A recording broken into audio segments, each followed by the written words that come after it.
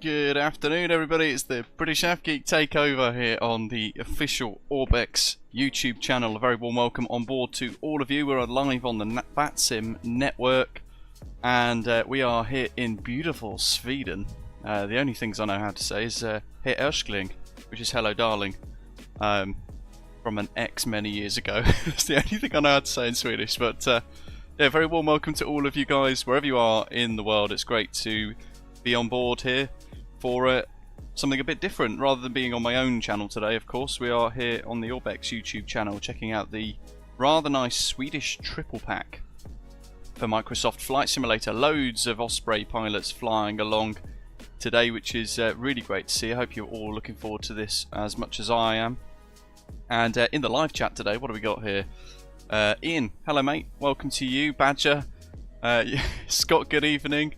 Visual Darkness, Zato, hello mate, I hope you're having a good week so far. It's weird, isn't it, without the member badges and all that kind of stuff. Scott saying it's an amazing part of the world here. To the west of where we're flying today is the Arvidsjaur range for the Swedish Air Force, restricted airspace to flight level 600, and doing a whole lot of missile testing and stuff there, which is pretty cool. Definitely a cool part of the world. And he's saying there, another fun fact, that it's also where they've tested the Mars landers. My goodness. Dropped them from high altitude balloons to see if they could withstand the impact with parachutes. Crikey. So, for today, we're in the PMDG 737-600, and we have got 2 sectors ahead of us, which is rather cool. Heading out of here, Kiruna, heading south to Umeå. Probably pronouncing this wrong, I do apologise if I am. Yeah, heading down into Umeå before completing a turnaround and heading to the Swedish or the Scandinavian Mountains. We've got various things fired up. We're tracking the flight on our virtual airline client as always as well. That's always a nice one. Request boarding. And for the first time in quite a while, we're in the little dinky 737-600, which I absolutely adore. I think it's pretty cool. Forest Sessions, welcome to you as well. The developer, my goodness, welcome. Thank you for all of your work, part of the contribution of Microsoft Flight Simulator. Appreciate all of the efforts there. Excited to check it all out for the first time. There's the jet. Callum, welcome. Rob, good to see you, mate. Ashton, hope you're good. So, before we jump into the flight deck, I've had to reset a couple of my custom views and things, because actually it turns out we've actually been not flying this for a very long time. So it's been a couple of months, probably over 6 or so months since I last got into the 737-600. Primarily, those of you who don't watch me over on the British Avgeek channel, I'll be in the 737-800 more than anything else. Sometimes the 737-900, because that's quite fun, certainly being a little bit longer. Fun fact with this, the Grisen is a nickname of the pig in Swedish. The wingspan is longer than the fuselage, which is rather strange, but it's perfect for routes like this. Absolutely perfect. We've got the short field pack, the performance improvement pack fired up. We're going to go see what happens. So, into the flight deck. We've done a lot of our pre-flight prep already. Just hoping we get the GSX stuff working, although it may have already crashed. I'm not sure. Request boarding. Let's go for Swedavia yellow. Yeah, so the other one wasn't. Oh, no, I don't like it.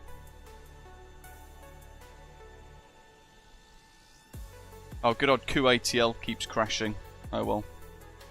No boarding. It's all good. So, anyway, let's carry on. We're tracking the flight on Volanta.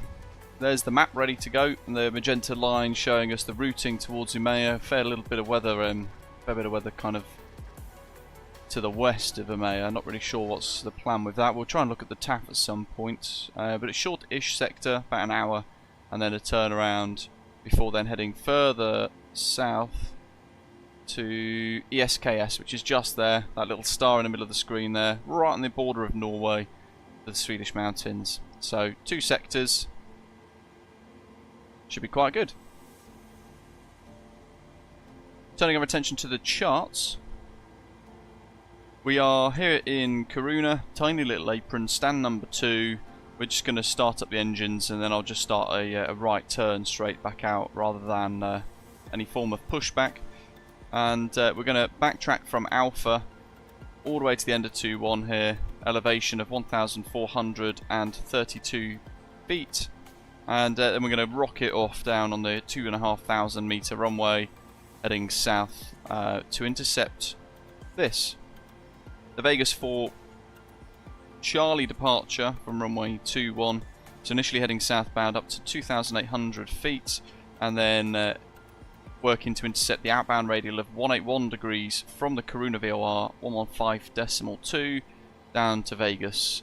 And depending on how quickly we can climb would depend on what we have to do. So Vegas 4 Charlie runway 21, climb straight ahead to 2,800, turn left 051 track, intercept radial 181 to Vegas.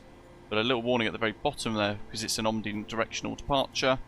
Bearing in mind the MSA of 5,000 there, look in this little sector around the VOR. Climb straight ahead and then depart omnidirectional, climbing to appropriate MSA. So we'll see what happens. We'll set 5,000 on the box initially though, so I'll pop the charts off. I'll set 5, and then we're very quickly going to continue to climb up to our cruise of 31,000 feet for today. Let's get the APU fired up. Aft tanks on. That's all good. Charlie, hello. What does the Swedish Triple Pack include? Good question. It's 3 airports. We've got Kiruna, Echo Sierra November, Quebec, where we are today. We've got Umeå, which is the middle airport for today, the 3 that we're flying to, the destination of this sector, in fact. And once we turn around at Umeå, we're then going to head westbound to Scandinavian Mountains, which is the 3rd airport, as Marcus has just said in the live chat, in fact.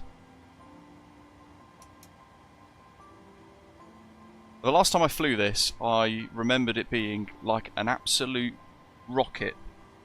So I'm really excited to be back in this little 737-600. I think the centre tanks are empty, they are. So we'll leave those 2 off. We'll just wait for the APU to fire up. We can pop the seatbelt signs are already on. Pressure panel set, hydraulics are all set. APU's outputting now as well. Jolly good.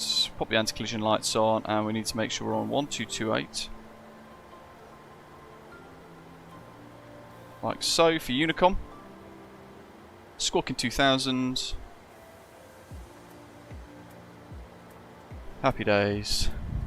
And I'm just going to very quickly turn our attention to the MCP, but also the FMS. So all of the initial altitude, runway heading, V2 plus 10, that's all set in the 181 outbound course that we just discussed. If we have a little look at this though. So cruiser 410, transition 6000, reserves of 2.2 tons, nice short sector, cost index of 30. I've already gone ahead and put the departures in, so runway 21 Vega 4 Charlie, and the arrival as well, which is going to be Ketel 3 Tango for ILS Yankee runway 32. For those of you looking at flying along and prepping the same thing, that's already in there on my side because it's a really short sector, and I've already done the descent forecasts as well. Low QNH in Umeå, which is 1003. So high to low, standard to that, down you go. We're actually, when we go from standard pressure in the descent down to the local QNH, we're going to be slightly lower than it initially displays. So something to bear in mind. With takeoff, I've actually used the performance calculator in the PMDG tablet, but I've also used, as a comparison, the SimBrief new performance tool as well for takeoff performance. So I put all of the data into that, and it has actually been pretty close. So near enough the same, although this UFT at Optimum wanted to select flaps 1.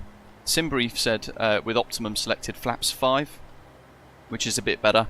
But the rest of it's pretty similar, all except for the profiles that it's using. So the PMDG tablet is asking for takeoff profile 2 and a cell temp of 31 for those speeds there. SimBrief, however, by contrast, is saying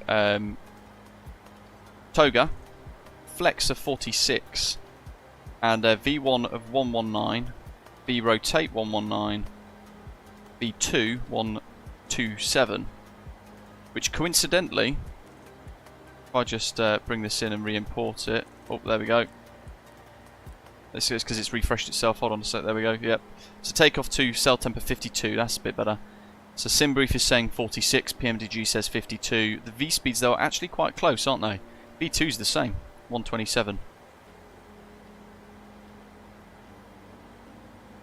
So I've reflected that in there, and I've actually used, as we've just said, I've actually used the SimBrief performance calculations today. So Toga, cell temper 46, climb profile 1 to keep the nose climbing a bit quicker. And then the V speeds there, 119. I went with a middling rotate of 121 and then a V2 of 127. So trim 599, flaps 5. So that's all good. We're all ready to go. Looks like a little bit of a DirectX 12 bug with the texture there. Karuna traffic, Osprey 165 stand 2, engine start. That's all good. So, ignition mode ground, pop the bleed air off. Current traffic, Scandinavian 28 Tango, engine start from stand 5.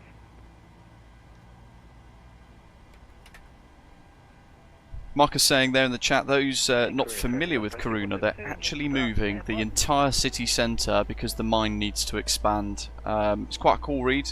Just Google Karuna moving town or something similar. I'm going to do that after today. That's absolutely wild if they're doing that. Park brake set.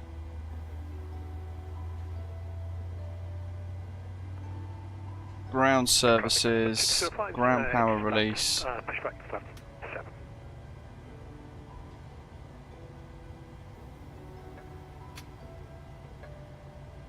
Lovely job. Engine start, switch to continuous, and then left engine to ground. Make sure I'm tracking this on New Sky. We are. Yep, lovely. Watching the N2. Fuel control lever to run.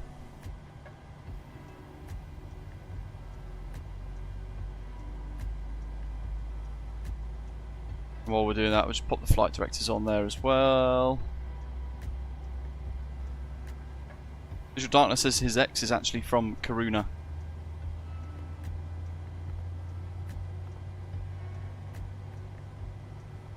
Karuna traffic, Scandinavian 5892. So takeoff ref on, FMS 1, FMS 2's got the legs. QNH is set. Just wait for the engines to stabilise, engine 1 to stabilise. Lewis, hello mate. How are you? Looking forward to Midsummer Madness in July.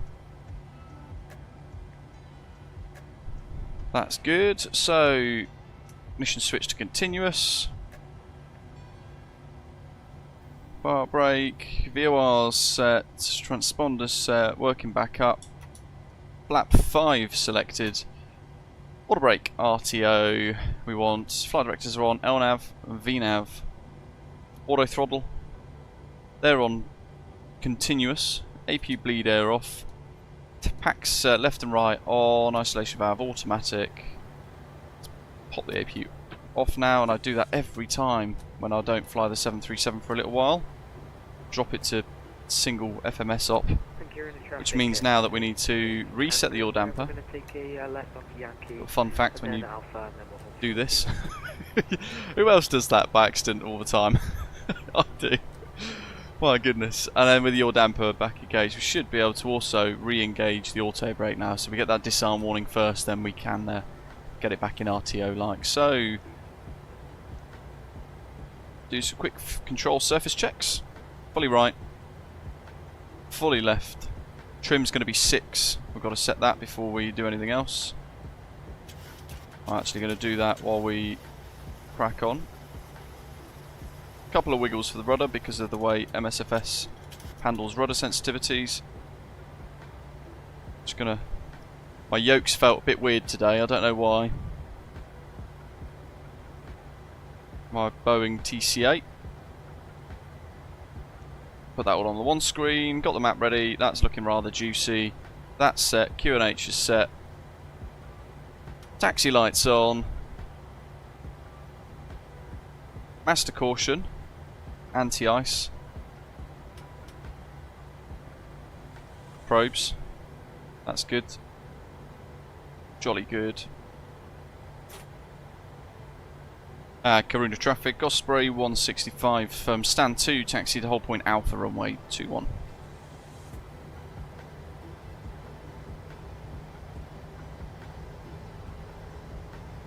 Quick dab at the old brakes. And there's our juicy custom views for today. With the Greason, we'll go behind the Scandinavian. We've got Scott there, evening in Perth for you and Ian. And there he is in the beautiful Royal Air Force Poseidon livery. From Karuna traffic, Scandinavian 28 Tango, backtracking runway 21. And Karuna Osprey 165's holding short at Alpha. Hey, Karuna traffic, Osprey 2172, we'll line up behind company traffic. Bloody ripper. Karuna traffic. So a couple of short runways today, and ordinarily an area which sounds utterly beautiful. Visual darkness, we're on VATSIM, on the VATSIM server. Fuel flow reset rates. Let's make sure my switches are in the right place. Pop traffic mode on. I love the fact this is just nestled in this big old basin of forest. We've got the wigwags there as well, the old runway guard lights. And we'll watch this Scandinavian A320 launch off shortly. Gently on the brakes. Parking brakes set. Centuria, good morning mate, how are you? For those of you as well who aren't necessarily familiar with the channel, we've started doing some DCS stuff as well. And I'm learning the F4 Phantom. Been very much enjoying the Orbx Cola map as well, which is out in early reset at the moment. It's a cool little airport this. There's the windsock, just giving you guys a bit of an indication of the wind and stuff.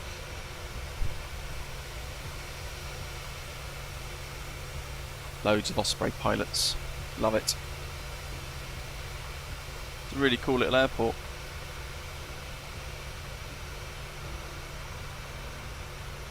And there's the SAS. Almost ready on the lineup. And here's our little dinky jet with the Australian flag on it for all of you guys that are our channel members and community members in Australia. Centurio, are you joining us on DCS tomorrow morning? We'll say it's morning for you, it's afternoon for us. I've got to work out what server to go on to.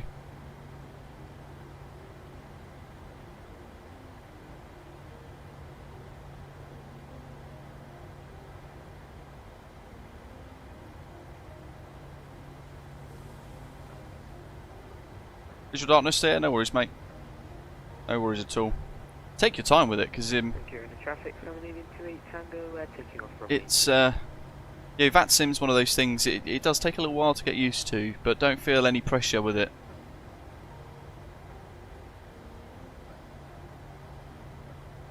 Here he goes. The traffic has got to 205, taxiing Yankee Ultra Alpha.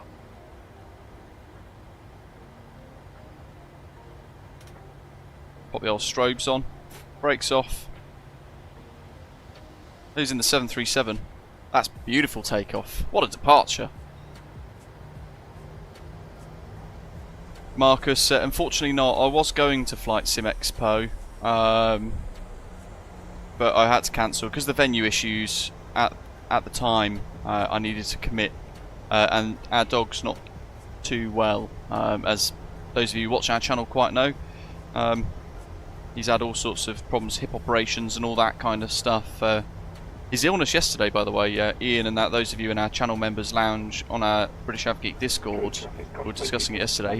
He's a bit better today, so I think he's just had one of those kind of 48-hour bugs or something, a bit weird. But we were a bit worried yesterday. Thought his medication might have been making him rather unwell. But we're going on holiday with him. We're going to take him to Wales on his probably his last holiday during the time flightsim Expo comes out. So I'm going to try and get a load of pre-recorded stuff done before we go away, so that you guys have got something while we are away in Wales. Not too far from the Mac Loop actually, so I'm looking forward to that. I'm hoping I can try and persuade the missus to go just once to one of the observation areas. Catch some of the big boys blasting past. Karuna Osprey 165's backtrack 2-1. Delta Tango, morning mate. Says it's got loads of Orbx airports, very happy with them, excited to see the Triple Pack as well today. Another quick check of the windsock, really important. And we're going to go taxi lights off, runway turn off lights on, landing lights on, fuel switches are set, all the lights and the signs, and a ding to the crew. MCP's all set. All the data's been cross-checked, and we've got no warnings.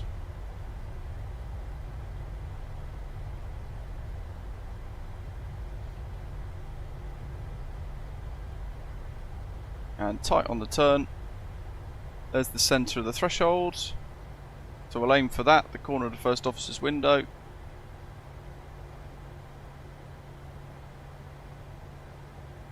So throughout the day, folks, we're going to be doing a giveaway. So courtesy of our friends at Orbx, they're providing you guys with the opportunity today, those of you watching, to win either we've got one month Volanta premium subscription, or one copy of this, the Swedish Triple Pack, up for grabs.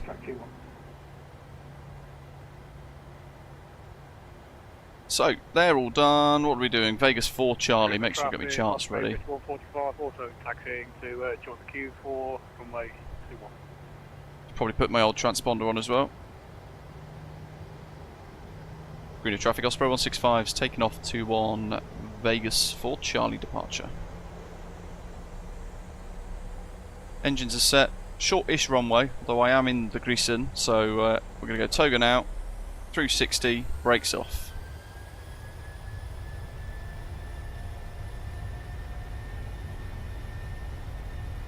Power set. Speed's alive. Through 80 knots. It's neutralising the stick.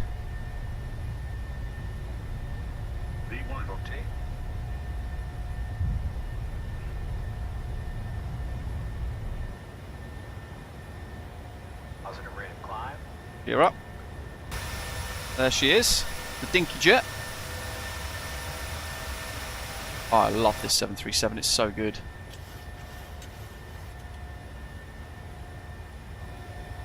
Look at that.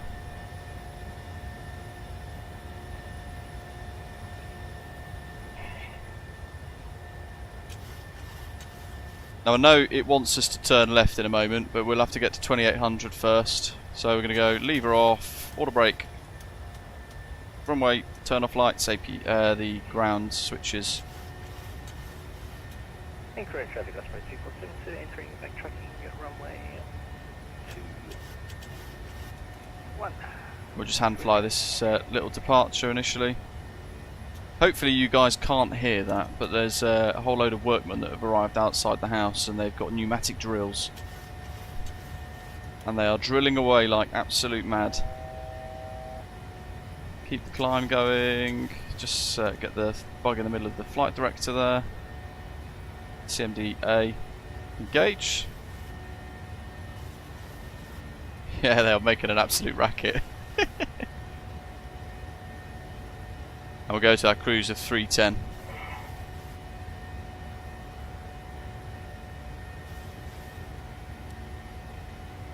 And crew to traffic, Osprey 165's airborne through 5000 outbound.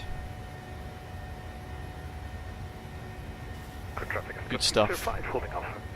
I'm glad, Delta Tango. That means my suppression settings are doing their job. I can't even hear my aeroplane, that's how noisy it is. Let's get the flaps up now. I was just kind of extending them a little longer just to help improve our climb performance a tad. Look at that. Centuri saying he had an FS Expo booked as well. A combination of me not going and not quite sure if the new job would give me time off on short notice means it's cancelled. Fair enough. Yeah, the second reason is obviously very important. Oh, we're going to have to change runway at Umeå, folks. The new METAR has just switched, and it's actually looking like the weather is getting a bit worse in Umeå. So now the wind has increased slightly, but runway 32 provides for an 8 knots tailwind, so we're going to have to change the plan and change our runway in use as we climb.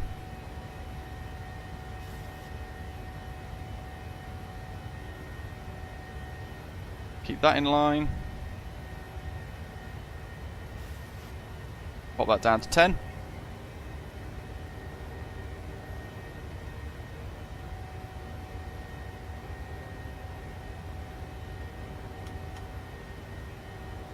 That's all looking good. Let's get the seatbelt signs off.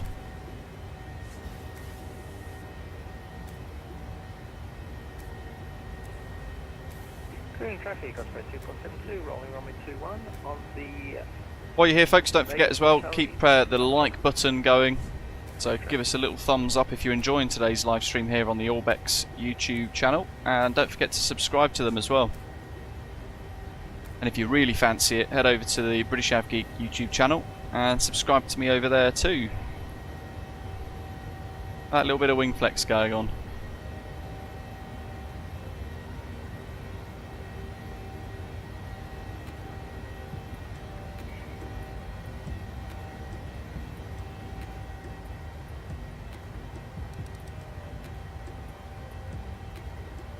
Alrighty. Look how quick we're climbing.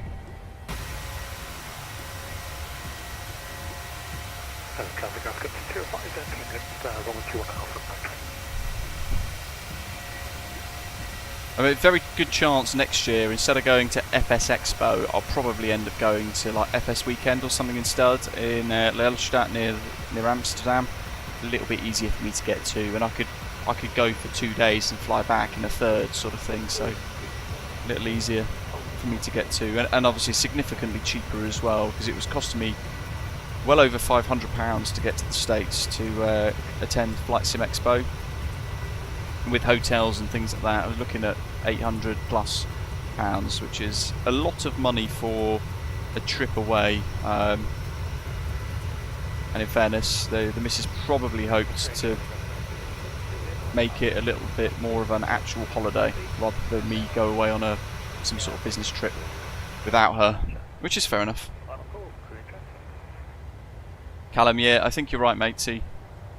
We can actually have a look at that now because it is a short sector. So you can see on the left hand side of the screen we've got runway 32, tailwind of 8 knots now with the new METAR, which shows there 1150 Zulu, winds 160 at 8, cav OK, 20 degrees Celsius, 10 degrees for the dew point.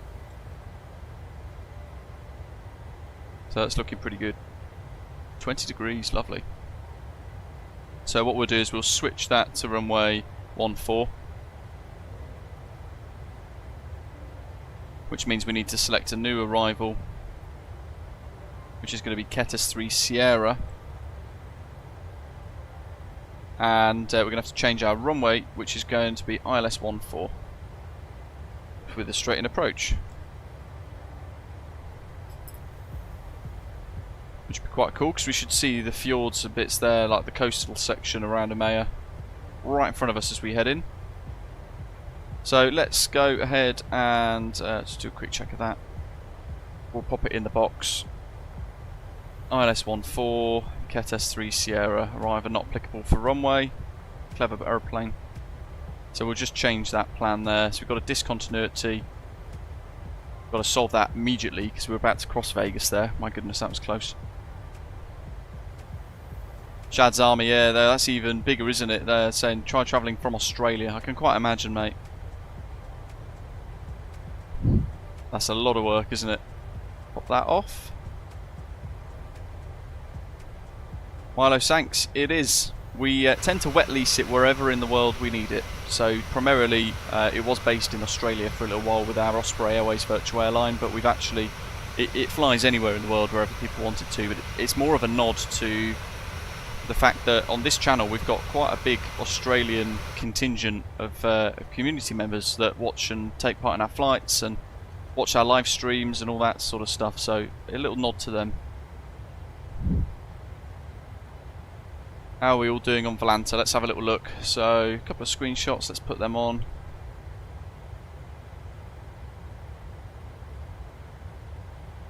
And there's our little line of pilots. We have a Badger up the front, Osprey 919er. There he is, looking really good. Departed just shortly before the stream begun. And then we've got Callum Scandinavian 28 Tango in the old school Scandinavian livery, which I always thought was really nice. I do like the new one though. There's me. We've got Ian behind, Osprey 2472. Oh yes, love it. He's in the Retrojet 737-600 today. Love it. And that's got an American registration for our American friends. Ascot 2205 in the Poseidon. That was me rotating then as well, love it. Osprey 27 Alpha. Ball's flying along. We've got Greg as well, Osprey 5145 in the Fenix A320. I can see Visual Dark there on Volanta. The XF11s, isn't that the Dark Star or whatever it's called? We've got Scandinavian 5892 as well following. Fantastic. So a beautiful little route today, taking us all the way down here towards the coastline. The magenta line is going to break off a little bit from Kettle. We're actually heading inland towards this purple cell of weather, which not too excited about. Will you just expand the tab here so we can have a little look? There's Umea.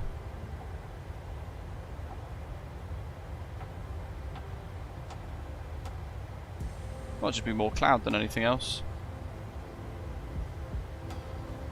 Winds and everything look calm. Temperature's stable. Radar looks good. You can see there a little bit of rain, if anything. There's the accumulation there. So that's probably, yeah, that's all routing more inland. That all helps our pre-flight planning.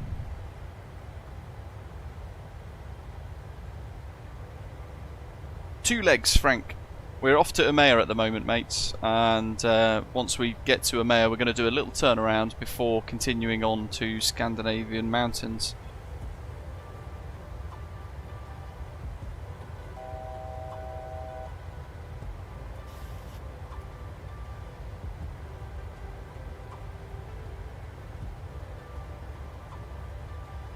One to go. And the aeroplane's pitching forwards to neutralise the climb there. Awesome, Frank. Yeah, good morning to you, mate.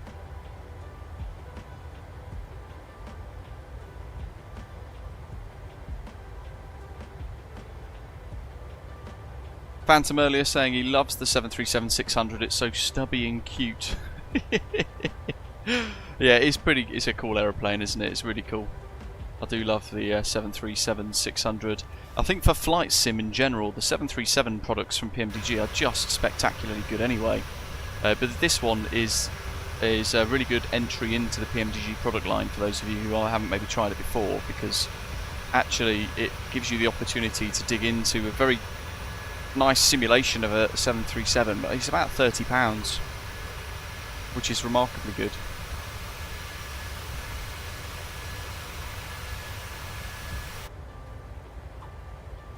Visual Darkness says it's the Flying Fries Hughes XF11 prototype. Ah.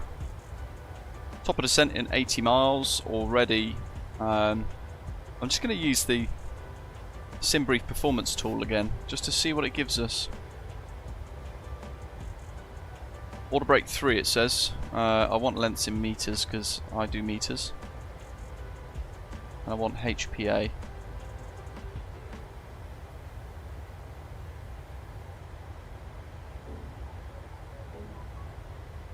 Actually, I need to change that because it's got runway 14.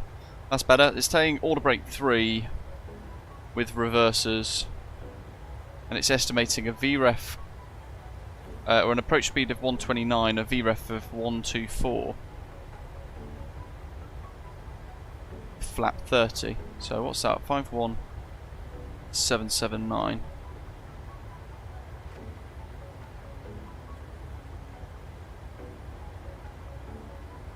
So we go 52. 125. Yeah, that's pretty much the same. It says VREF 124. This has 125. So there's literally 1 knot difference. Which is good, because I've always had good faith in the PMTG calculations. I've always thought they've worked quite well, quite nicely.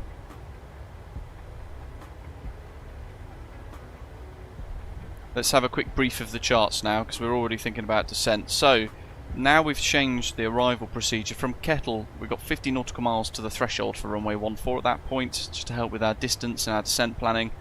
Down through flight level 100, all the way down to NU 861, max speed of 230 knots there with a constraint, and above 2,500 feet.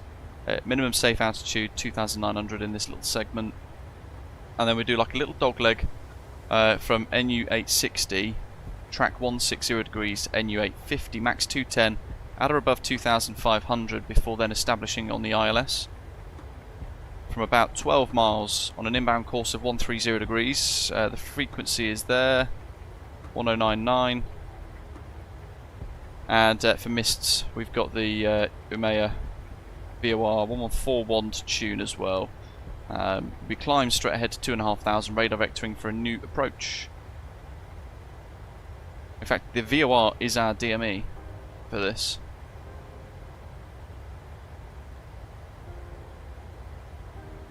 By the looks of it. Initial approach by Arnavstar radar or racetrack. Airport elevation of 25 feet. And minimums 225. So let's get that put in. Start at the top, because then we can turn our attention elsewhere. Zero's closer. And then we've got the ILS 1099. Flick that across. 1099. 1141 for EMEA, just in case. We've got the EMEA NDB 329 programmed in there as well. I'm just going to pop the VORs on. Not that we're going to need it if I use ADF1. And then we've got 130 for the inbound course. So we've got set nav1 and nav2. And auto brake 2, and then I'll go to manual brakes. I know it says auto brake 3, but just a bit nicer. Otherwise, weight on wheels, it kind of tends to get those brakes on. It's a bit firm. QNH, we'll do minimums 225.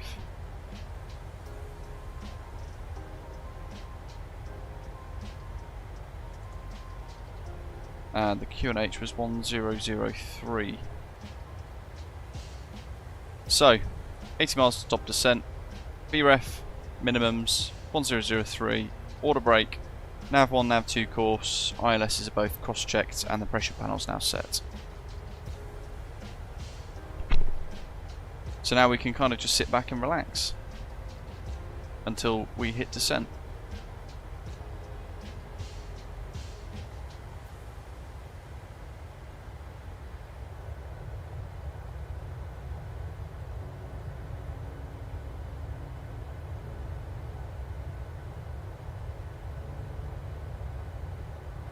Yeah, Badger's making some good progress, as is Callum, to be fair.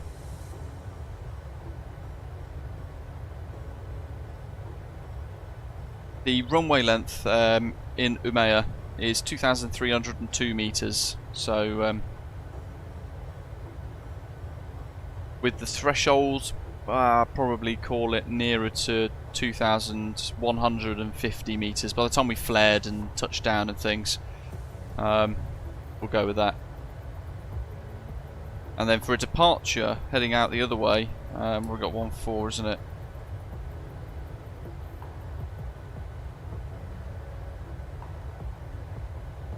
(2,302 meters for the runway takeoff run for the second sector.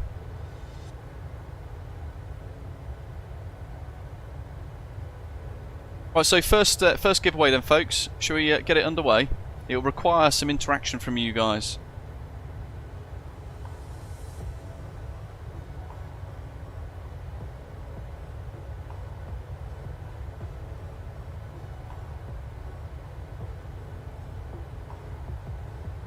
And this is going to be in with a chance of winning a 1-month Volanta premium subscription courtesy of our friends here at Orbx for this British Avgeek takeover today, which I do hope you are enjoying.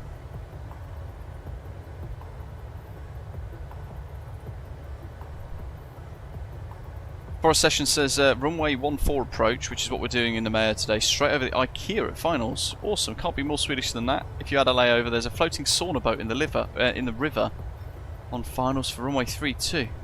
Maya sounds wonderful. Floating sauna boat, that's my kind of holiday.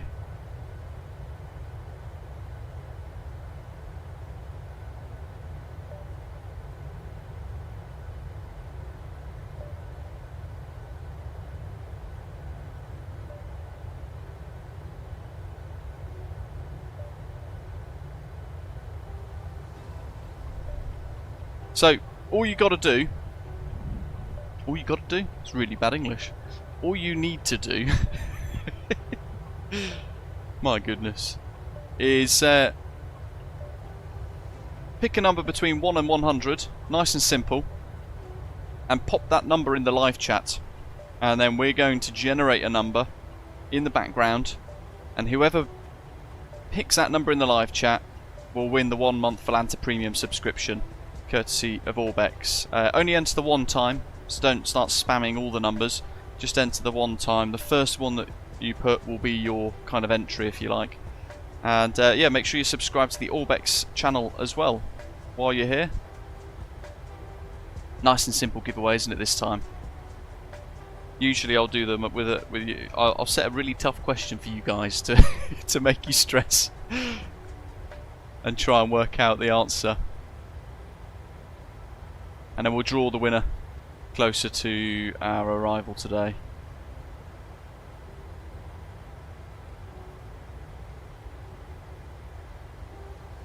It will also require you to have an Orbx account as well, for what it's worth.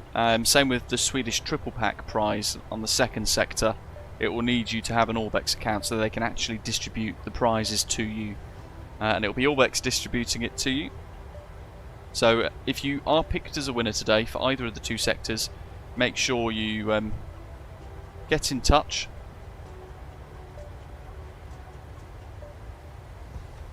with Orbx and they'll put it on your account. Naturally they'll need your YouTube stuff to verify you're the winner, and your email address linked to your YouTube account too.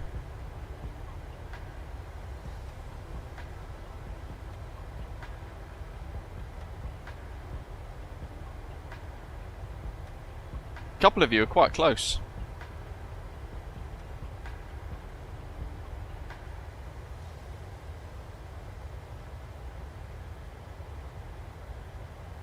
Which, to be fair, if we give it a couple of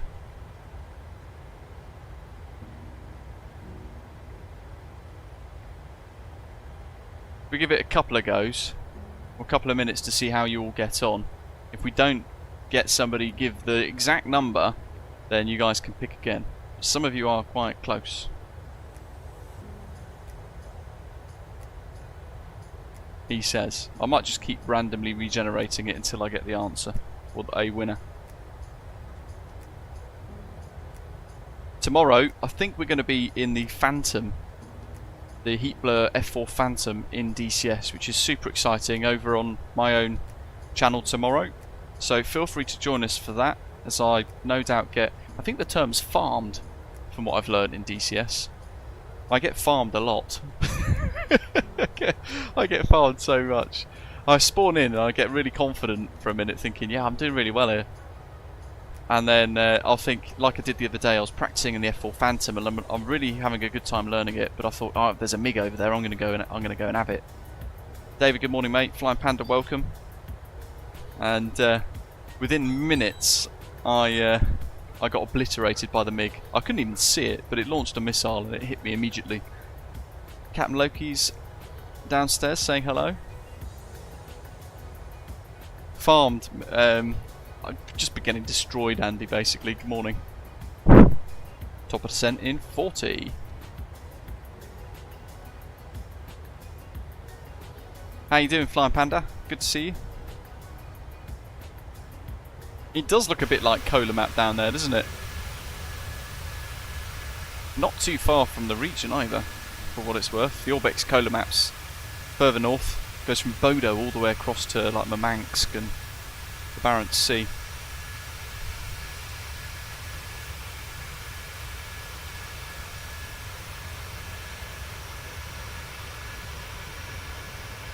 If you fancy joining one of FlightSim's best virtual airlines as well, Osprey Airways, you can find out loads of information on my website, BritishAvgeek.com, and it's free to join. There's not really any kind of activity requirements. We obviously do ask that you do some sort of flying.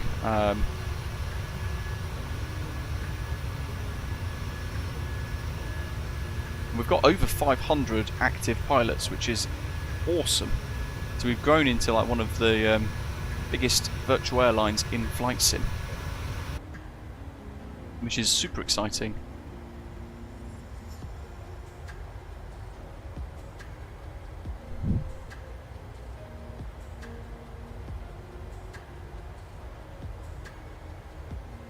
Ian, have you got the Phantom as well? How are you finding it?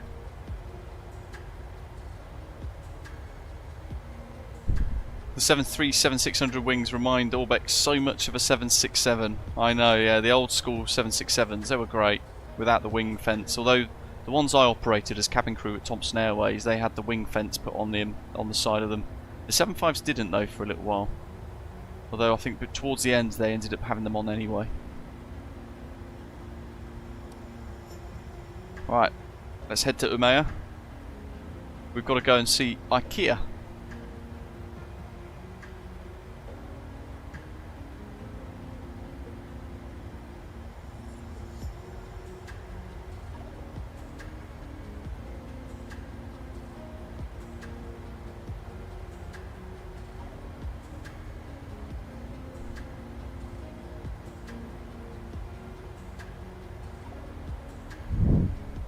We'll give the giveaway another couple of minutes.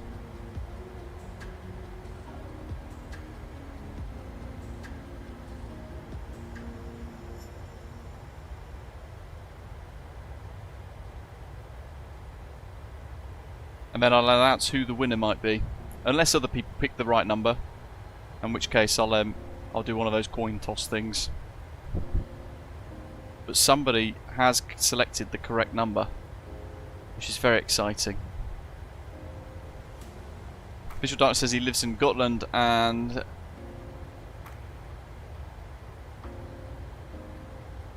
not even we have an IKEA here. Delta Airlines still fly some of straight wing 757-200s. Delta Tango says, so cool to look out the window and see a wing from his childhood. Yeah, it's really cool, isn't it? The 757-200 is probably one of my all-time favourite aircraft that I've flown and operated. It's really, really good.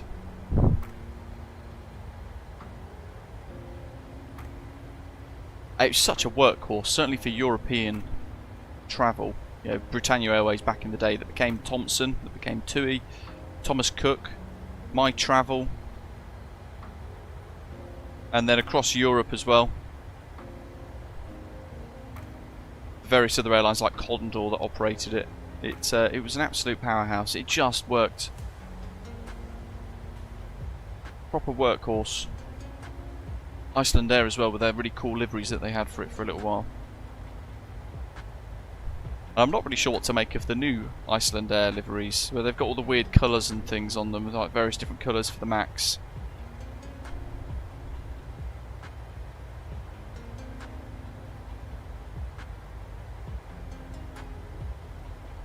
Okay, top of descent's coming up, everything's set. We'll go down to 10. In fact, I'm going to set for continuous descent. I'm going to set 2.5. And then we'll monitor the jet as we commence our descent.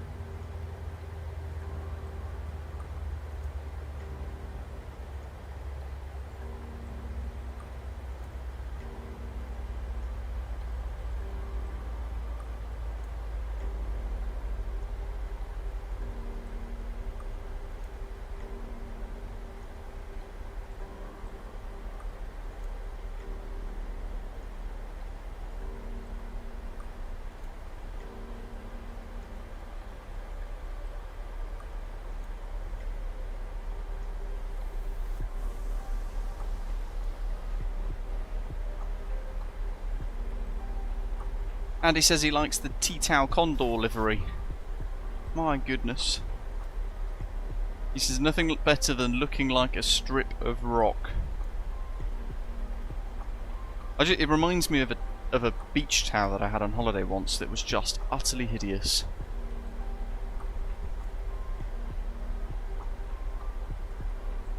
Look at that.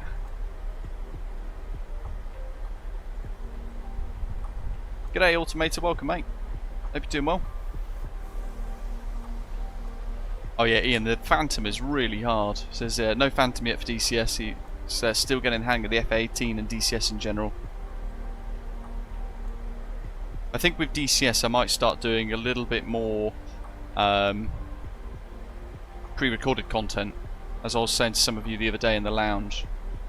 Because it's actually quite tough to have a bit of a flow with a live stream on DCS, it seems. Certainly when I've got quite low quite a low ability or low survivability rate.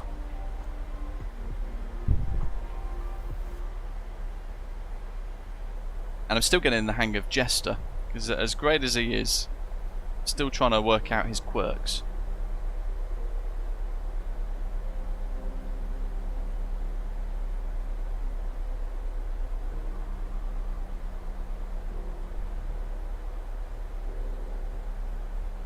Over the coast.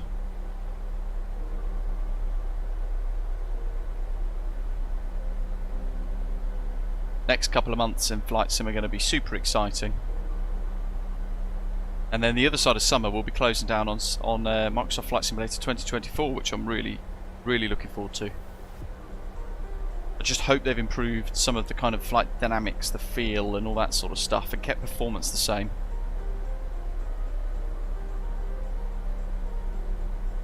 How are we doing? That weather's closed in. Looks like we're just skirting right on the edge of that bit of weather. Zarto's airborne. The whole pack's airborne actually.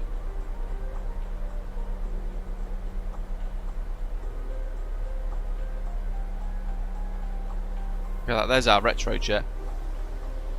Awesome.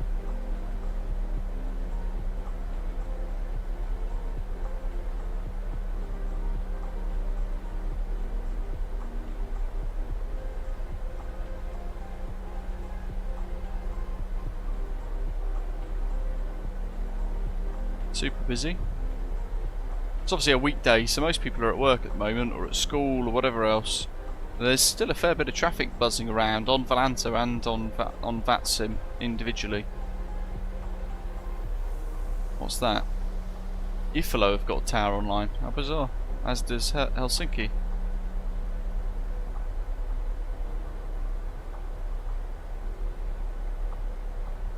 Absolutely, Greg. Yeah, lots of good stuff still to come from Microsoft Flight Simulator 2020. The 777 from PMDG in the future at some point, and the TFDI MD-11. Looking forward to both of those.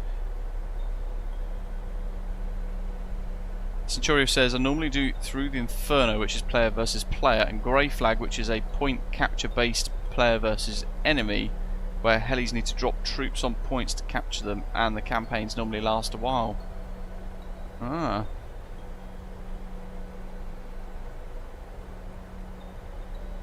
I mean, tomorrow perhaps we can find a Through the Inferno server, whether it be Marianus or Cola or something like that.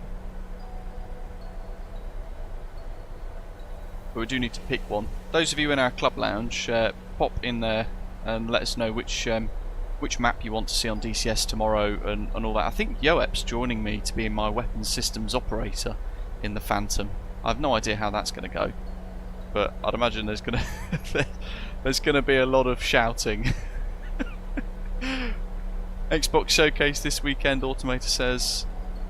I did not know that. That'd be good. Yeah, hopefully we get a little bit more information about MSFS 2024.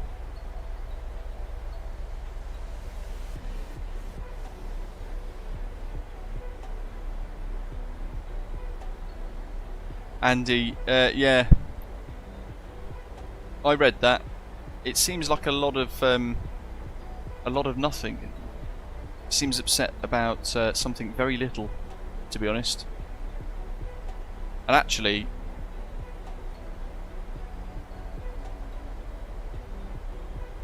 he would have probably been better off just emailing them, to, with his concerns, rather than just plastering it all over social media.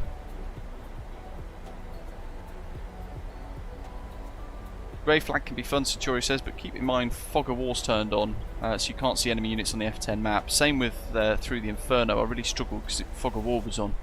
We tried that on a stream once, didn't we, with the FA-18.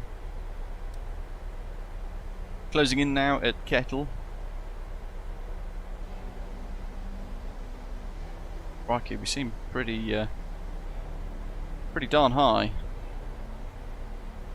We've got 50 something miles to run though, haven't we, there to touchdown, so actually, yeah, that's about right, that's about bang on. Just got to be above flight level 100. Brown and Red is back, says, can you try the new aeroplanes in Microsoft Flight Simulator? The default aeroplanes I'm not a fan of. I tried the new A320neo version 2 that InniBuilds helped create the other day, and I actually thought it was pretty awful, so I won't be using that ever again. I much prefer the Flyby A32NX. I think that's really, really nice.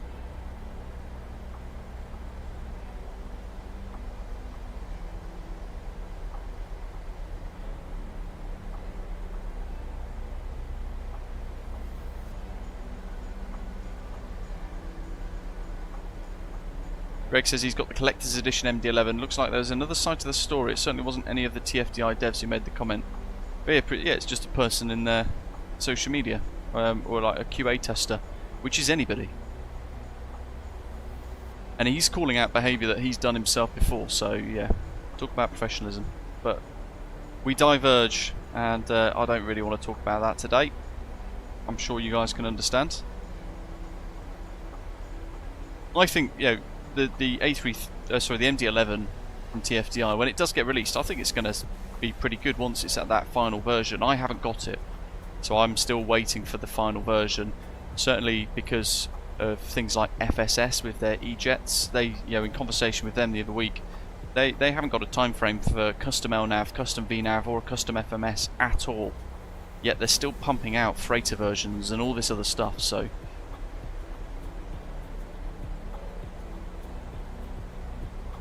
that's the stuff I kind of disagree with.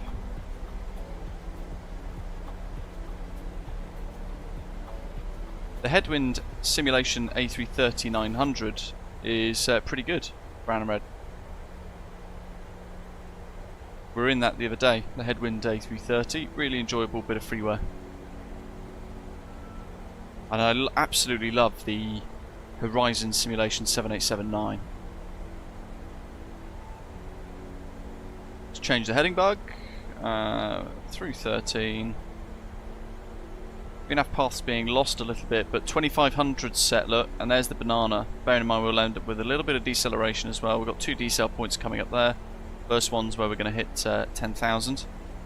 We're probably going to need a little bit of speed brake to help as well. But for now, skirting around that cloud formation that we saw on the satellite view on Volanta a moment ago, we can pop the seatbelt signs on. There's all the weather that we saw. I'll just go across to a different view. Look at that.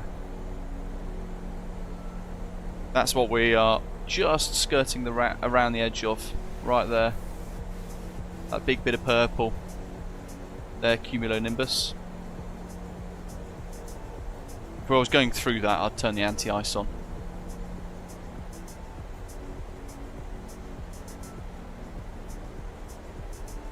And actually, we'll pop speed brake in flight detent now just to try and help the airplane out, because it's we're giving it a lot to do and it's got a steep descent to make. Let's call up, and we want to just go to 1099s, both active. That's all good, that's all set, so we should be getting the ILS soon. 27 DME in fact, yes.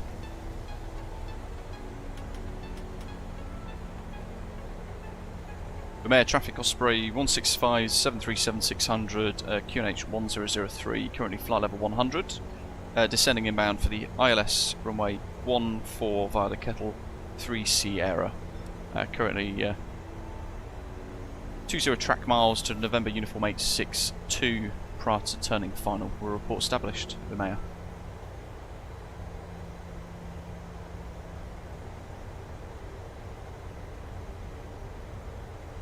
This is a part of the world I've not flown around before, and as Orbx is saying in the live chat, it's an absolutely spectacular view here. Reached off all the way over there. In fact, through the shades, just to get a little glimmer of Umea off over there.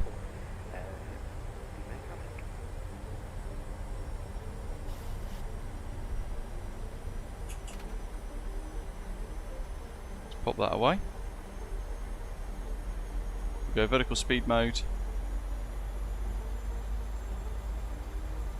230. We'll go for 18.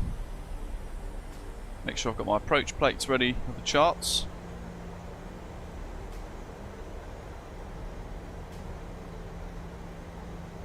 Where that banana is there, we want to be maximum 230 knots, but actually I'm going to start slowing the jet down to our minimum clean.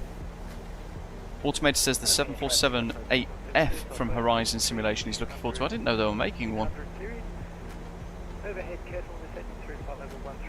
Brown Red says try the MD-11. So I don't have the collector's edition. I didn't pre-order it or pay for it. So I'm basically waiting for them to get nearer to version 1. At which point TFDI Designs, or their staff, have said to me in conversation they are going to send me a copy to have a little look at and do some reviews with and some live streams and things.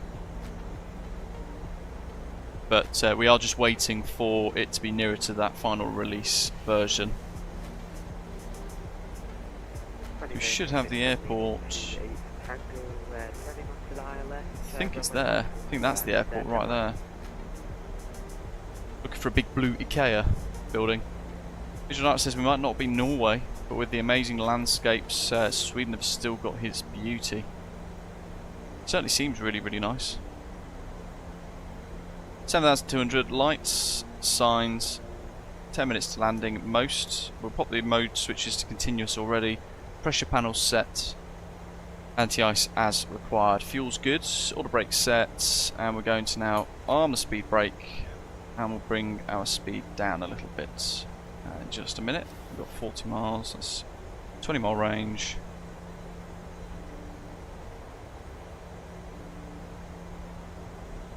How easy is the MD-11 to learn, out of curiosity? Just bring that speed down because it is slipping away somewhat.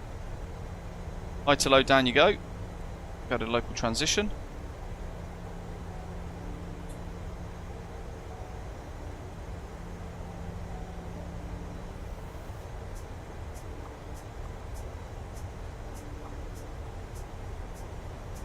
I reckon 900 foot per minute should be quite good now.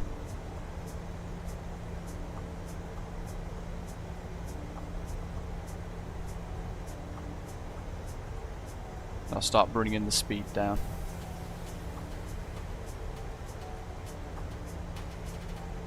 Thousand foot per minute.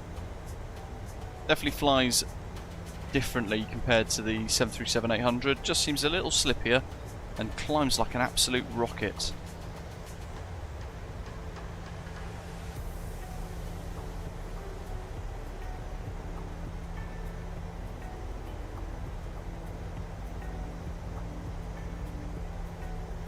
Ooh, dialer flap. I do love a dialer flap. It's one of the features I really quite enjoy in the Mad Dog.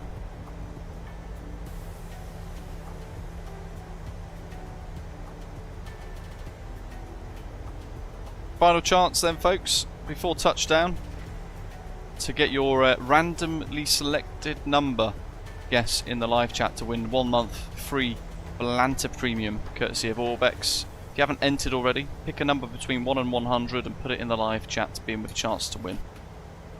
It's as easy as that.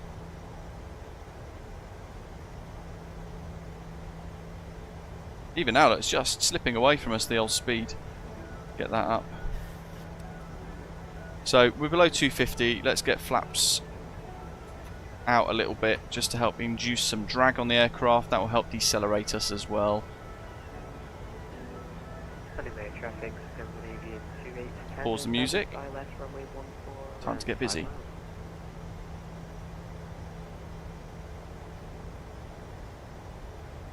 So we're within our speed restrictions now. 1099, intercepting at 2500, 12 miles, 130, 1099, both set nav 1, nav 2. Just make sure the old speed brakes reset rearms.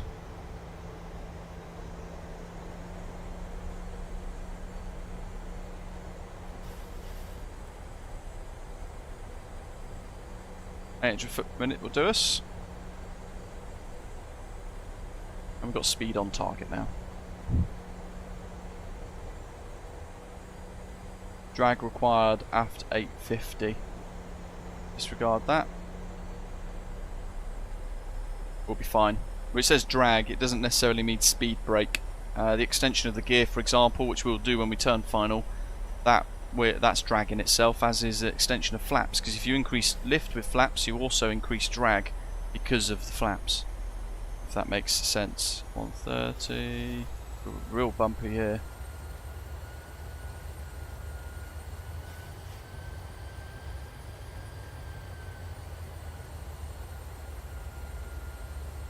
$14 miles, lap 5.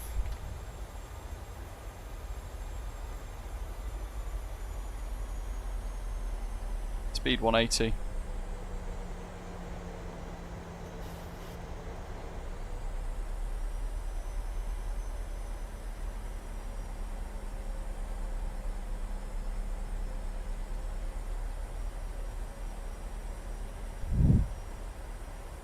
Heading select and approach modes now active.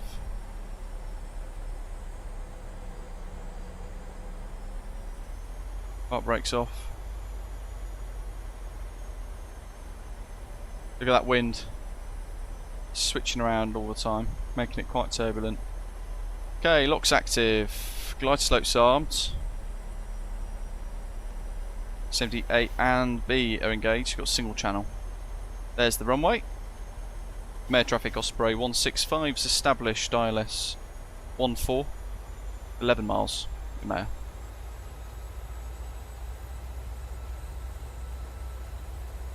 Let's go gear down nice and early. It wants drag. Let's give it drag. Little dinky jet, look at that. Such an awesome aeroplane.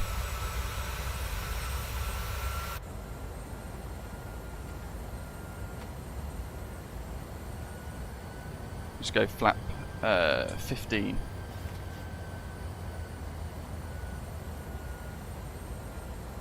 Going up to 8 miles, speed 160. Flap 30 for the approach. There's the runway. 52 1, 125, 130. That's all set. We're ready. You can give it a go, Centurio. Look at that view. Got the town this side. Look at that. Oh, I can see IKEA right there. There's the blue building. How exciting.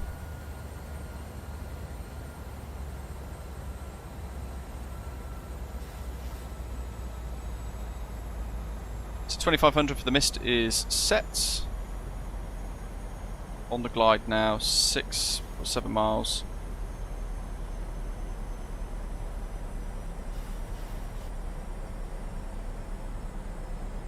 Degree glide slope, but the weather is proving a bit challenging for the jet. So 125. I'm going to set 135. So I'm going to go VREF plus 10 instead, and we'll go flap 30. So we're increasing our approach speed by an extra 5 knots, just to counter the fact this wind is, look at that, it's just veering around into a crosswind. Then all of a sudden 15 knots, and then easing off. The airplane's doing an alright job of it. But any more unstable, I will have to hand fly. In fact, yeah, look, there we go. Now we're getting indications of the glide slope. So, auto throttle off. And air traffic Osprey 165 is 5 mile final. Runway 14.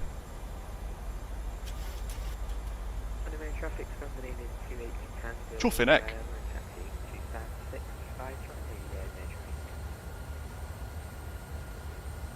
Just for those of you flying into EMEA behind, significant crosswinds and variable weather on approach.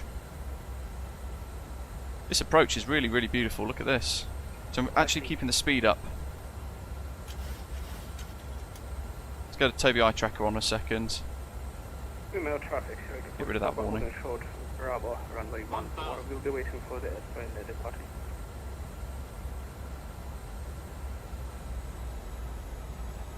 Really nice. Approach on spread 2472 is established on the localizer, 11 miles for runway 14. Just keeping the speed up a little bit more because it's actually doing alright. Look, it's a bit stable now. Now we've got a 8 knot crosswind right to left, but it is variable all the time, so I'm just helping managing the energy of the aeroplane. There's IKEA. 10 nautical miles from runway 14 for spread 2472. 10 miles left, voice over, copy. 500.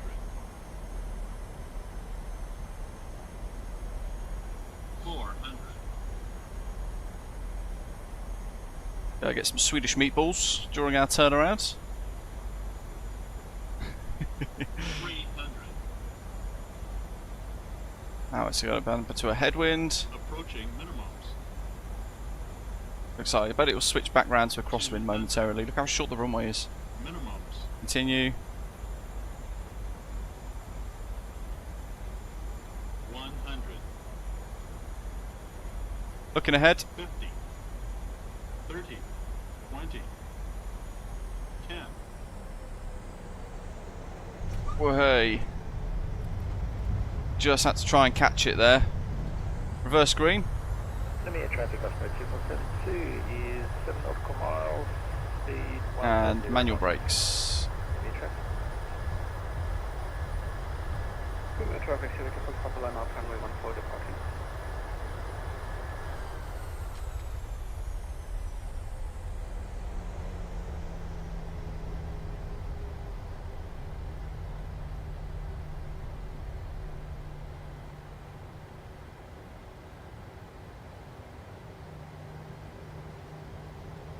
Got to try and get a backtrack in real quick here. And a air traffic Osprey 165's backtrack 14.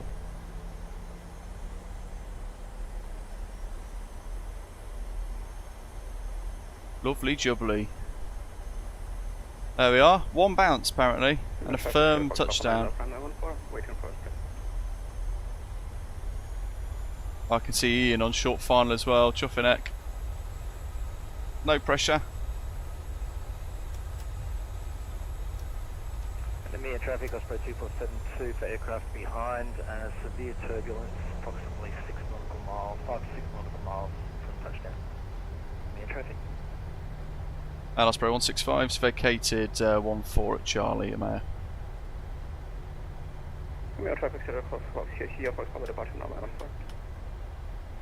So, slightly early call, but it's intentional just to help that other chap out that was waiting.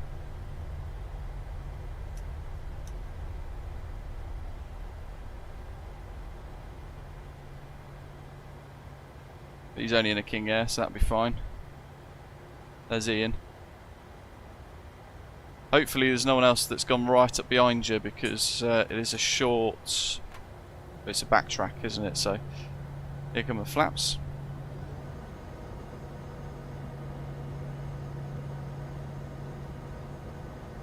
No traffic set for Papa Airborne.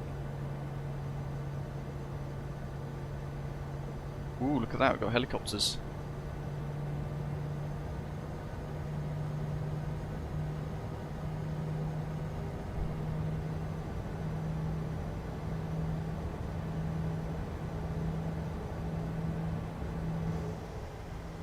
You know what? Stand 4's right there. Let's use that.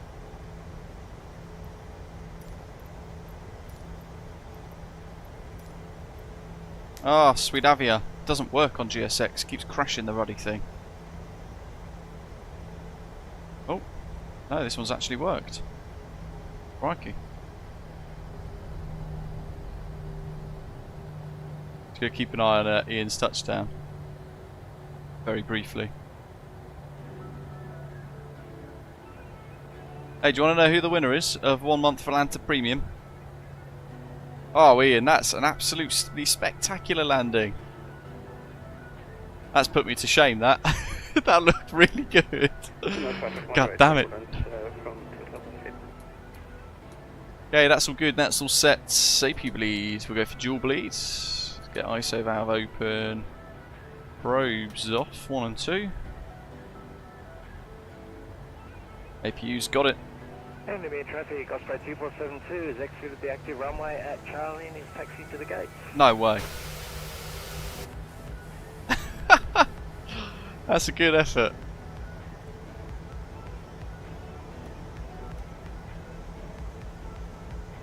You've been practicing those carrier landings on DCS, haven't you, Ian? That's why that's come about nicely for you. The 3 airports in the scenery, by the way, all have GSX profile within them, which is why we've got a bit of a GSX thing working today. Brakes. Although he stood in the right place, not necessarily a fan of the placings of some of these ground equipment. Sorry, boss. I like it. It was a great touchdown.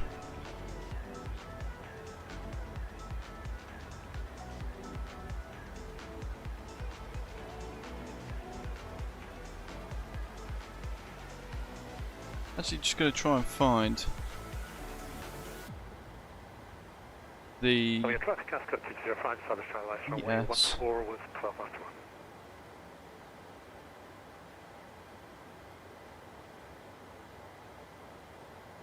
Swedish Triple Pack. Yes, it's not picked up the GSX scenery, the actual GSX packages. So I'm just going to go update, see if I can do this on the fly. Should be able to.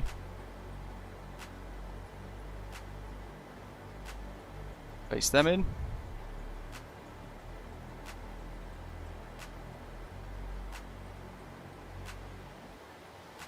Paste them in. And Umeå, which is where we are right now. Paste them in. And I'm going to restart QATL and we'll see what happens.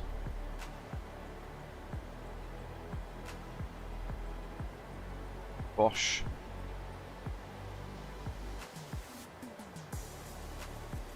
It's the only thing with GSX. It's quite often a bit of a pain in the backside. Request deboarding. Yeah, look at that. There we go. That's the GSX profile. Everything neatly parked in the right place. Anti-collision lights off. That's all good. Ground equipment is on the move. Let's see how we've done on New Sky for our touchdown. Probably going to be a little bit of a poor score with the touchdown. Marcus, no worries at all. You're more than welcome. Average touchdown, normal conditions, it said. I mean, it's quite turbulent on final. There's our little route. But I'm happy with that.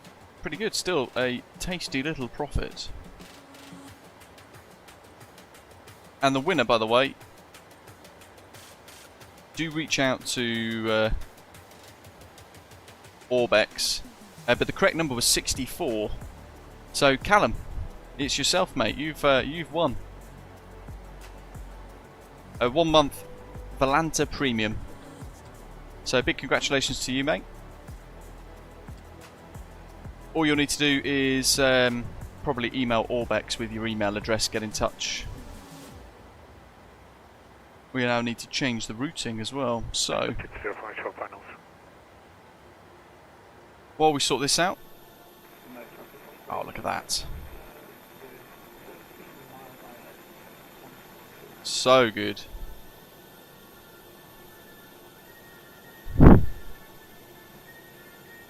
And yes, there is a southwest here at Umeå.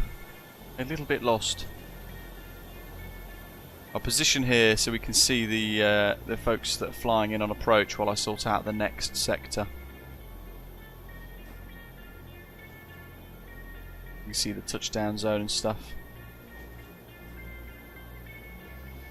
That'll do us.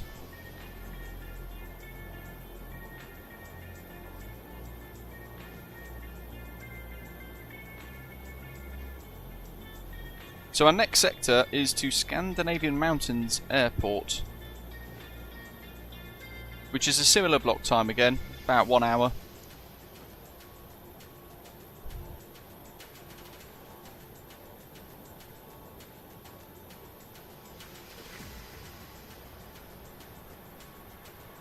Spicy.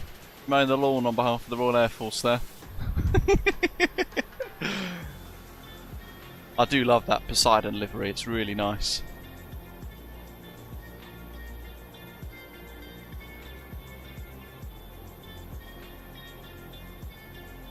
And he's off already, my goodness. That's impressive. Traffic off straight to turn up for 8 mile final runway 14. So the next sector is going to be an even flight level. We'll go for flight level 300 because otherwise we're going to climb, and then we'll be touching down just as quick. So arriving runway 15 now apparently. Just going to check this against the originally planned routes that we had. Yeah. So 32 Tindo 3. Yes, it's slightly different to what we put on Discord, but it's going to be ESNU 14 Tindo 2 kilo, cruise flight level 300, cost index of 30. Oop, that's flight control replay, I don't want that, I want to change this ruddy rubbish music on Stream Beats. There we go, that's a bit better.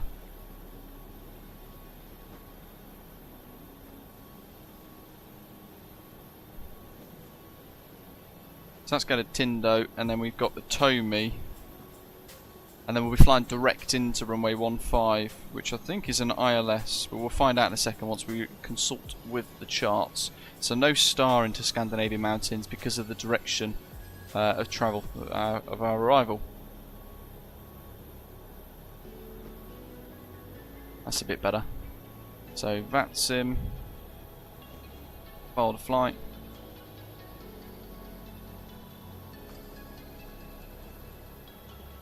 That's a bit, yeah, there we go, done. So that's filed. Oh, good effort, Ian. There you go, Callum. So big congratulations to you, mates. Email the folks on Orbx on their official Discord there, as they've said in the live chats, and that will they'll sort you out. And of course, there is still one more prize up for grabs: the Scandinavian Triple Pack, which is the 3 airports that we are using today. Who else have we got on final? We got anyone else? 1, 2.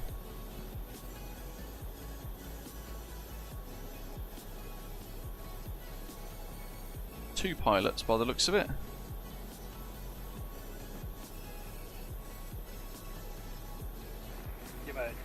We look very close together. So he's at 12. Let's throw. Yeah, look at that. I'm not touching my yoke, but it's kind of wiggling away. I don't know why. Bizarre. None of my settings have changed. This is the Thrustmaster Boeing TCA yoke, which doesn't fill me with much hope. Request new data from SimBrief. There we go. So our new routing is, oops, that little direction there, like so. Nice and short towards the mountains, should be quite nice. And then we're going to have a little look in here. So we're going to go to route, flight plan request, ESNU to ESKS, set payload, clear, set fuel, back to 5.2 tons, and then we're going to select the route for it to load in. Visual darkness, yeah, it does. In the calibration it shows it's shaking as well today, which is weird because it never used to. So I don't really know what's going on with it today. Bearing in mind the yoke itself is what, £400? And I've had it for less than 6 months. Oh, how... What the... I just found a weird keybind. Stand by. Let me just click. I think it's decided to set the slider underneath it as an aileron. It has. That's never been in any of my profiles. Yeah, the other one isn't. Oh, that's mega strange. And now look, it's fine.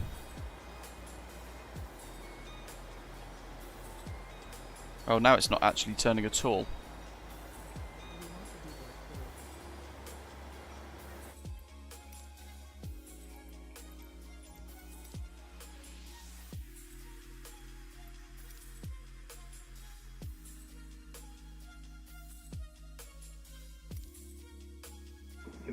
What the? And now it's deleted my actual aileron control. I don't want any of those. I want flight controls.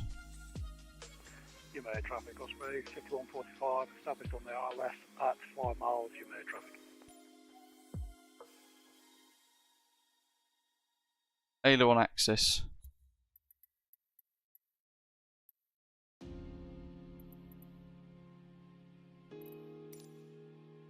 Oh, that's mega strange, isn't it? I don't think I've ever experienced that. There we go. I don't understand why that's a thing. Is that a Sim Update 15 bit of nonsense that they've introduced? Ian said he had the same thing with his rudder pedals. Oh well, if you guys have that, that's how you solve that. We've just done it live. I don't understand what this sim does sometimes. Whenever there's an update, it just turns into problems, doesn't it, sometimes? Oh well, we've solved it. Happy days.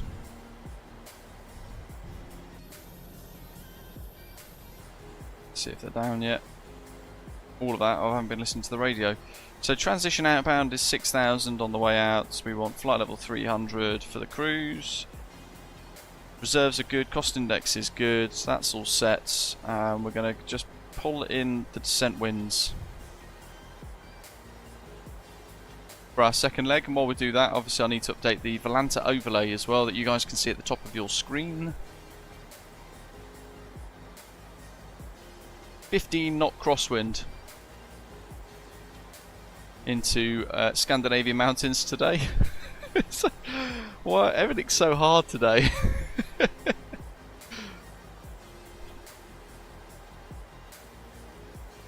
I'm just trying to have a little look to see what we have. Is that KS854? Yes, that's what we want for a transition for the approach.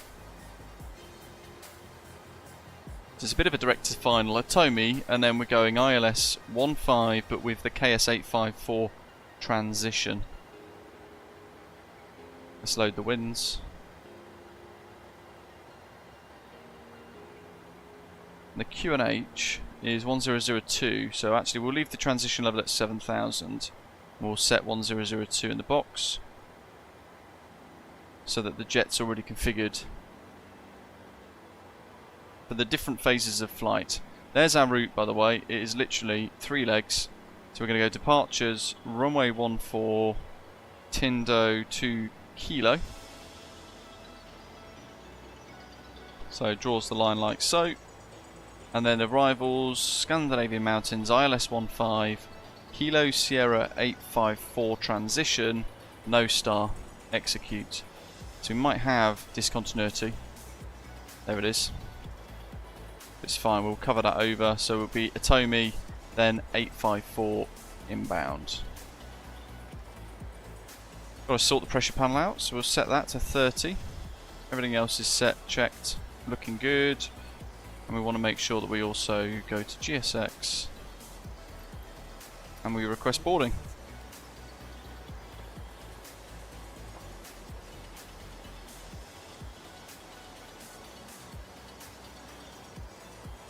M1 limits.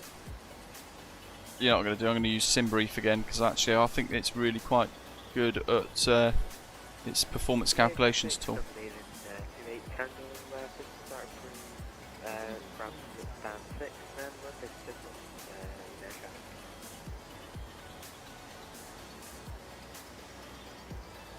And improved climb disabled. So it's given us cell temp of 45 assumed. Take off profile 1. We'll set climb 1. Flat 5.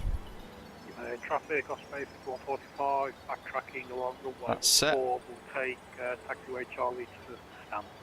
So we're all pretty much ready to go post boarding. Here come the folks, the included profile out of the terminal area. And to be fair, we've not actually had a look at the airport yet. So while the boarding's in progress, we'll just have a quick peek about. It's not going to be an in-depth kind of view. Scott, no worries, buddy. So I know it's super late for you guys in Australia at the moment. Appreciate you flying along as always. Enjoy. We all saw the IKEA on final approach. There she is, over in the distance. Famous blue building. And we got that lovely bridge as well going off into the town, which I think is a nice little touch.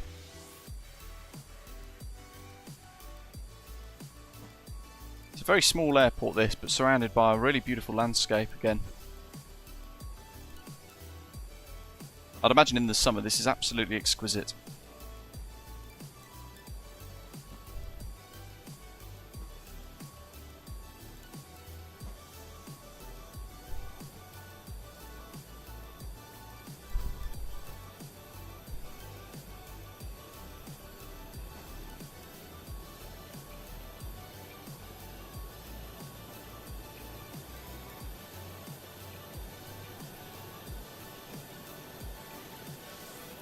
Grab a little screenshot there before everybody's on board. We'll put that on our next Volanta flight plan.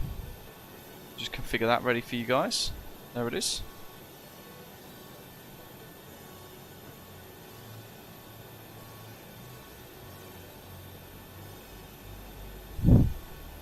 Now the good little screenshot there. Boarding is nice and quick in this because it is such a little plane, such a nice little aeroplane. Look at that, compared to an A320, it actually looks tiny, doesn't it? But here they come, out of the terminal. And we do have an interior here, which is rather nice.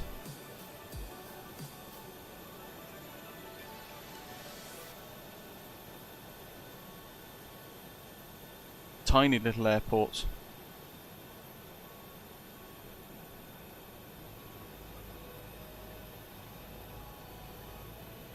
Välkommen till Umeå. Oh, that's the arrivals hall, isn't it? There we are. The baggage belt. Textures are a little low res. But it's 3 airports all in one pack. And interior details aren't really a massive thing, are they? All the time. This is quite cool.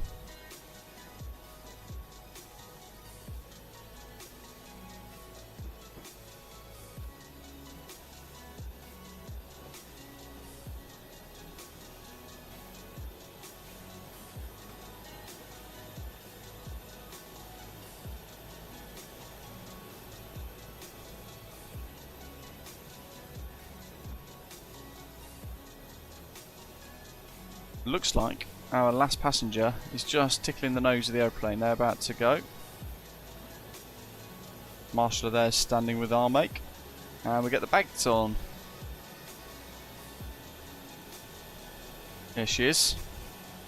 The Grisen. So we are pretty much ready to go. 9.92, Greg. Good effort, mate. That's a cracking score.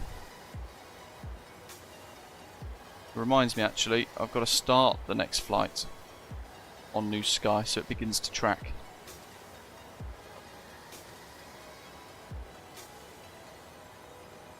Jolly good.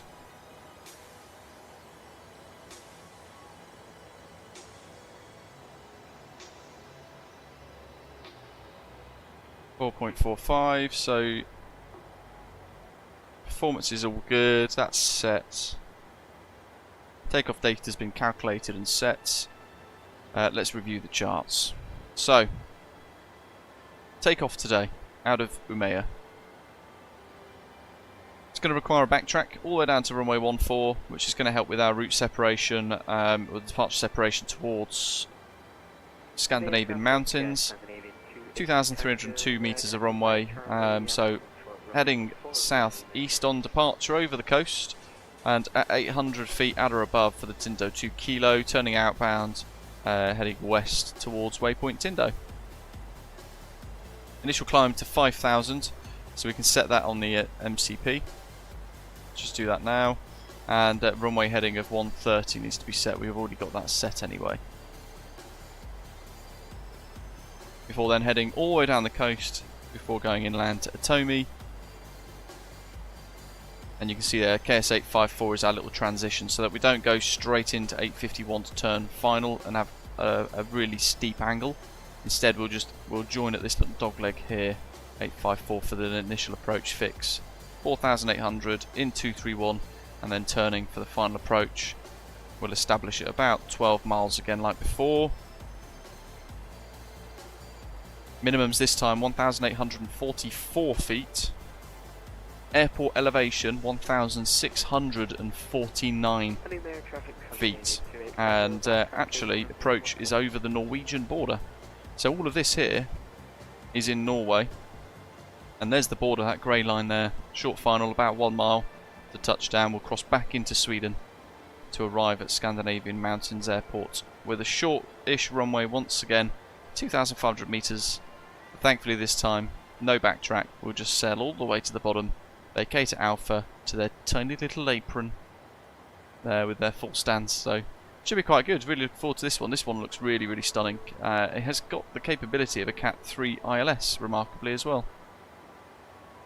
But we won't do that. I love nothing more than a visual approach. Pop the flight directors off for now. So we're going to reset those. B2 of 113. We'll go 123.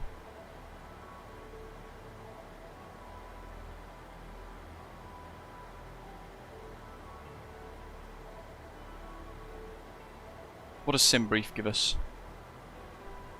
Gives us some slightly different figures, in fact. Gives us 117. Let's manually put this in.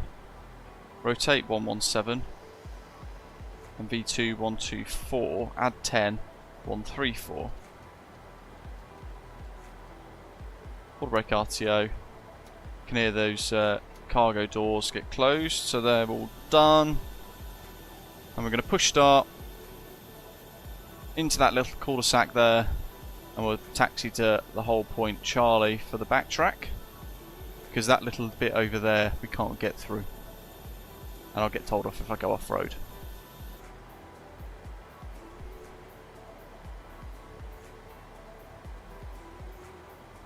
So we are pretty much there. Yaw damper, that's all good. Let's get the probes on now. Dual bleed, hydraulics, lights and signs, anti-cols. GSX, prepare for pushback.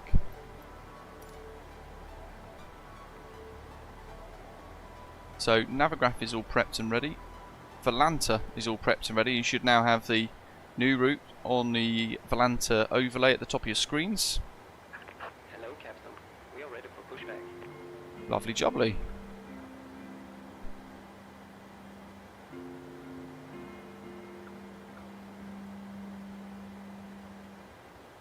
Pause the music. It's going to insert the ground pin.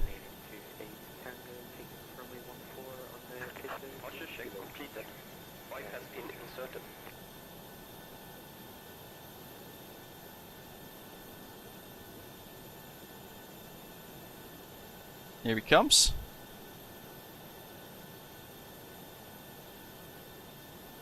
Apparently there's a big GSX update coming soon, and the whole passenger thing that they promised a little while ago is progressing well, and it's coming soon. Apparently. Now I'm not mega convinced, because obviously we have been waiting a really long time. There's the rotate. Oh, look at that. The 737-600 is such a formidable jet. A320 would use most of the runway.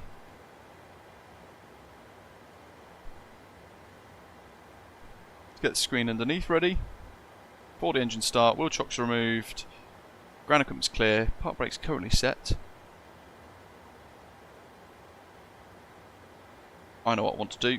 Where's that? In fact, we don't even need the EMEA VOR for this. Alright, very good. Real life pushback procedure, it says there. And I have no idea what to expect, but I assume we're going that way. So, we'll find out. Mayor Traffic Osprey 165, stand 4, push starts. Commencing push. All engines clear. Start at wheel. Engine 2, ignition mode ground. Pop the bleed air off. Yeah, the anti-collision lights are on. N2's rising.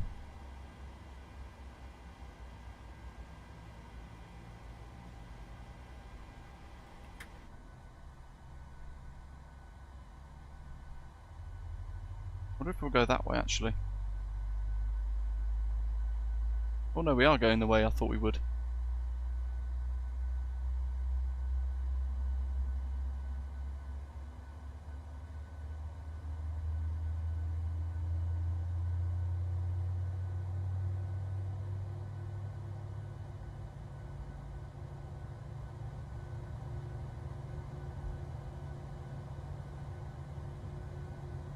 Happy days.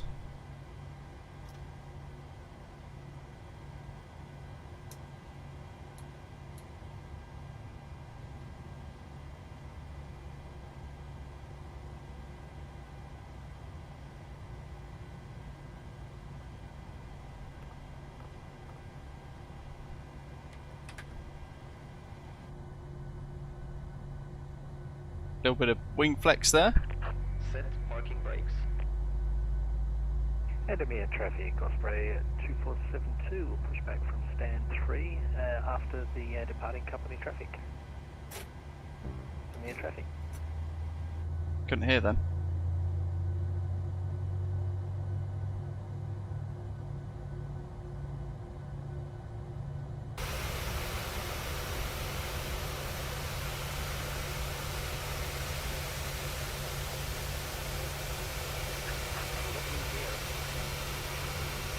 There we are, the Swedavia little tug.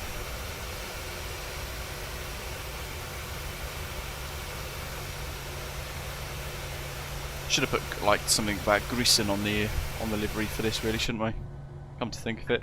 Tow truck disconnected. Lap 5. Has been removed. Left is clear. Right is clear. Let's do some quick surface checks. By the way, it's worth noticing the aileron trim. So the aileron there it is.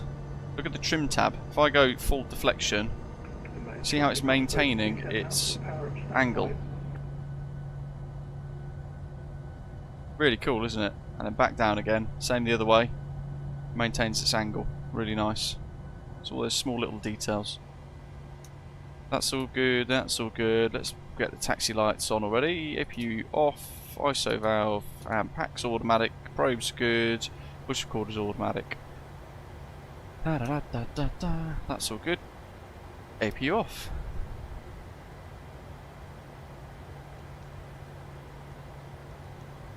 That's looking pretty good. LNAV, VNAV, auto thrust, speeds, heading, comms, all ready. Flaps 5 and green, brakes off. Traffic mode on. TARA. And what flap setting do we need? Sorry, trim 445.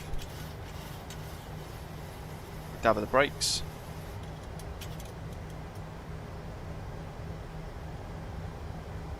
Visual Light says don't forget to taunt the Norwegians. I'll give it a go.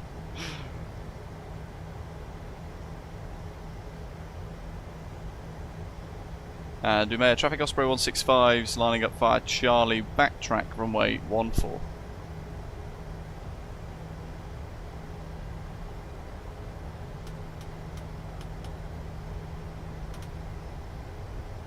United Traffic Osprey 27 off pushback and face west.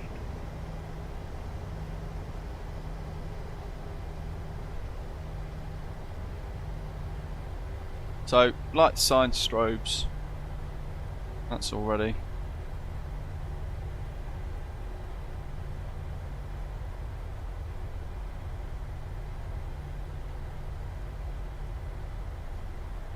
And a fairly long backtrack. And I've always been told, don't precisely backtrack on the centre line, offset slightly because it'll allow people to see you easier. So you're not linear to the other features on the runway that people would see psychologically.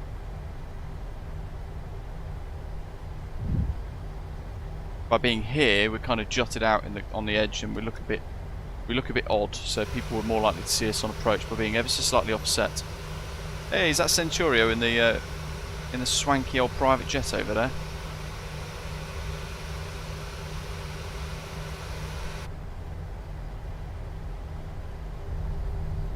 I believe it might be.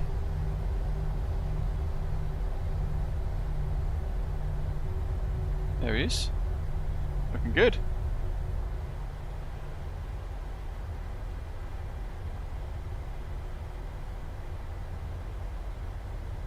We want full length with a...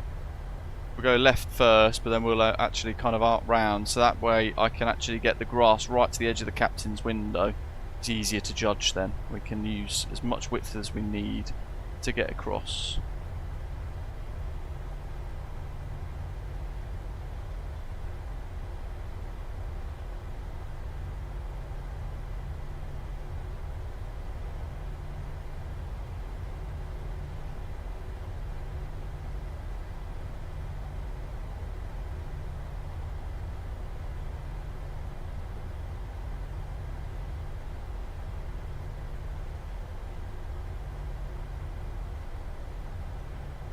Nibble a little bit of the concrete. Round we go.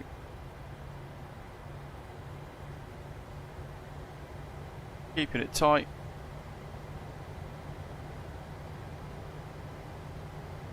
There's the windsock, gusting away.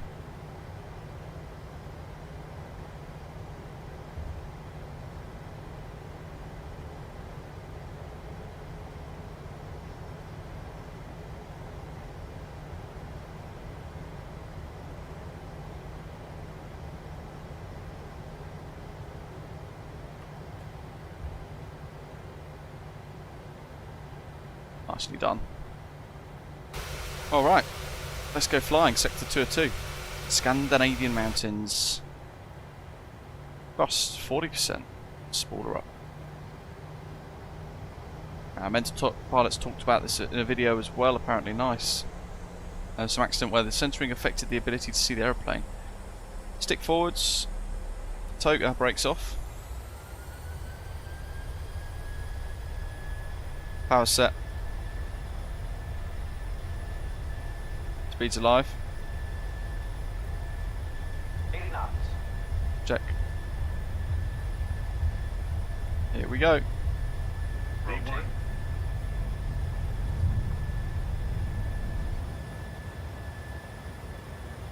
Positive rate of climb. Gear up. Zoom, zoom. Traffic sets at 246, back running over. Old trim's running away upwards, that's fine. And at 800 feet, we can go see MDA engage anyway. The airplane's going to start the right turn right now. Auto brake off, runway turn off, lights off.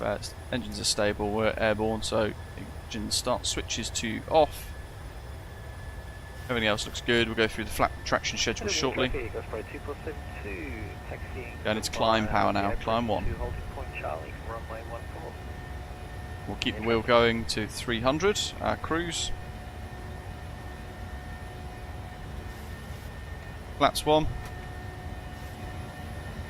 Air traffic, Osprey 165's airborne. God, look how quickly we've climbed. The airport's all the way down there. That's epic. Look how tight that turn is. That's exceptional. Now that view there is just exquisite, isn't it? It's really, really nice.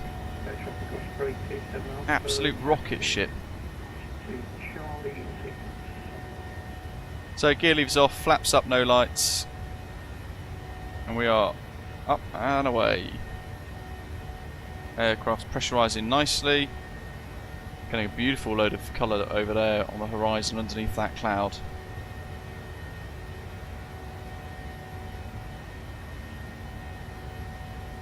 Just reset the barrow for a second. Omea has a much lower minimum. Look at that, 6,000 foot per minute almost. Absolute rocket ship. So good. Standard pressure, bam, through 7 already. Just insane.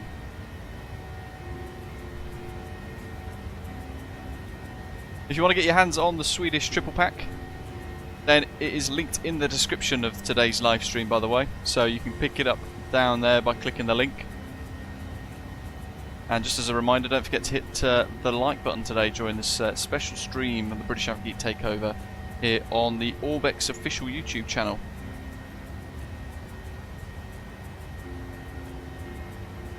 Let's keep the turn wheel coming round, follow the jet.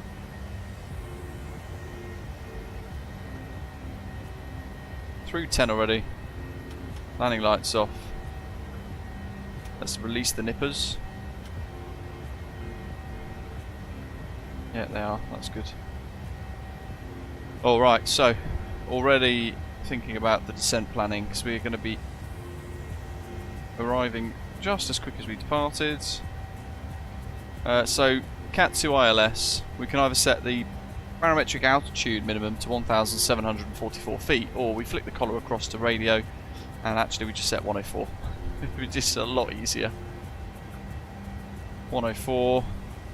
A lot of cumulus that we're about to fly through, so let's preempt any icing issues. Engines shouldn't be an issue because they're at such a high power setting, but we use it anyway.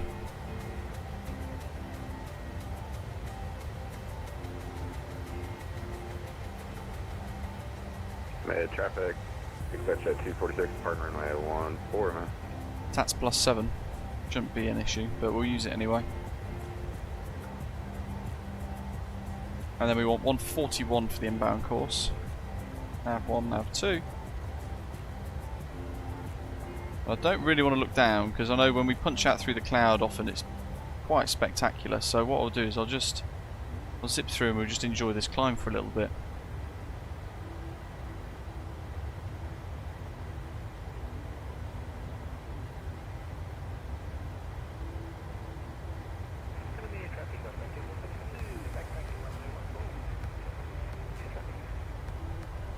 Same rules apply as before. It's going to be auto brake 2 with some manual braking. And flap 30. We've got a 13-14 knot crosswind into Scandinavian Mountains, so it should be quite interesting.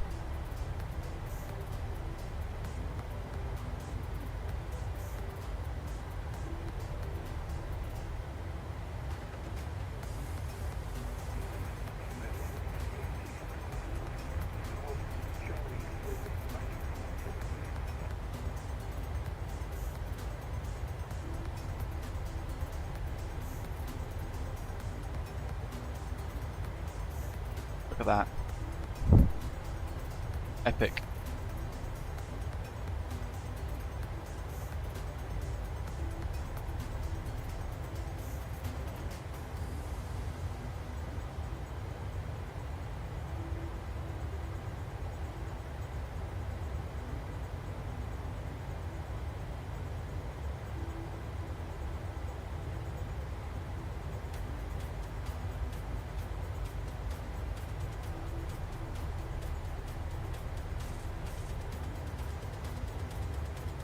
Standard weather visual darkness. I don't do weather add-ons.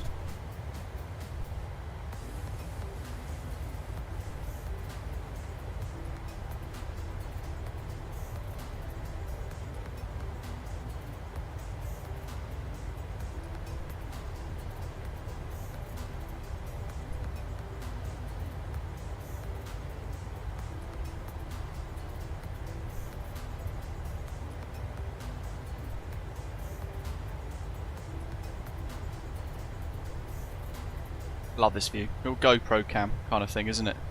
So good.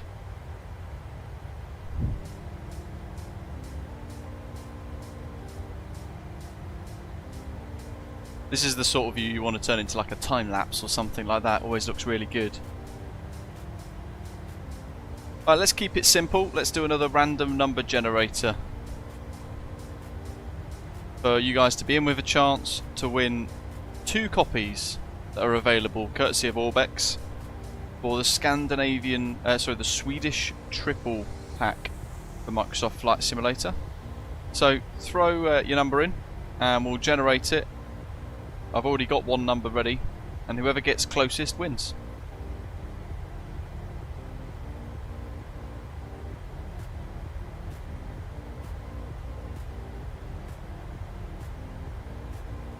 So good luck to everybody. All you got to do is type a number between 1 and 100 in the live chat today. And whoever's closest wins a copy, and whoever's then the second closest wins the second copy. Super easy.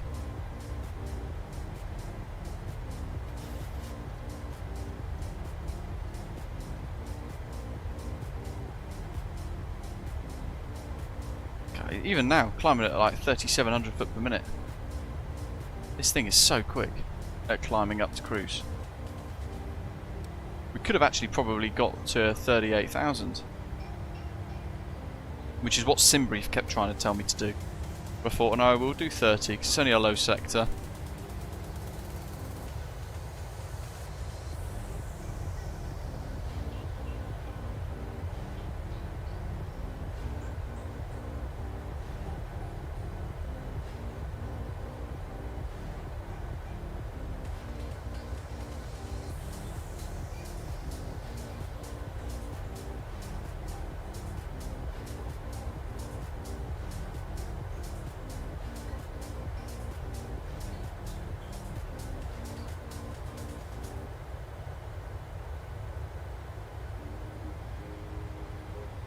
One of you's already very close, but I won't say who. Not bang on the number, but incredibly close. That's all done. Let's put a fixed ring in, because that's always rather helpful, isn't it? So let's just bring Navigraph up on your screens, and we'll have a look at the Cat 2 ILS. We'll do runway.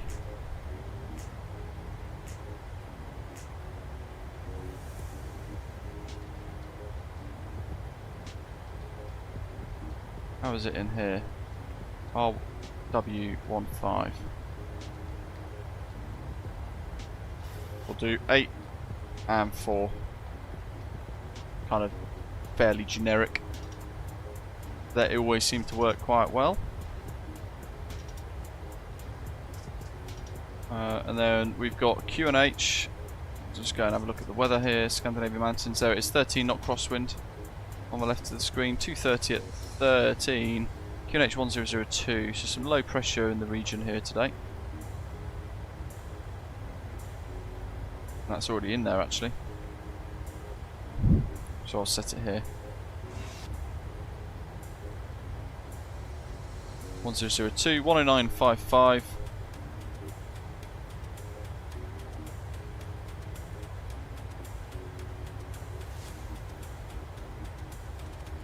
One 955, 141.41.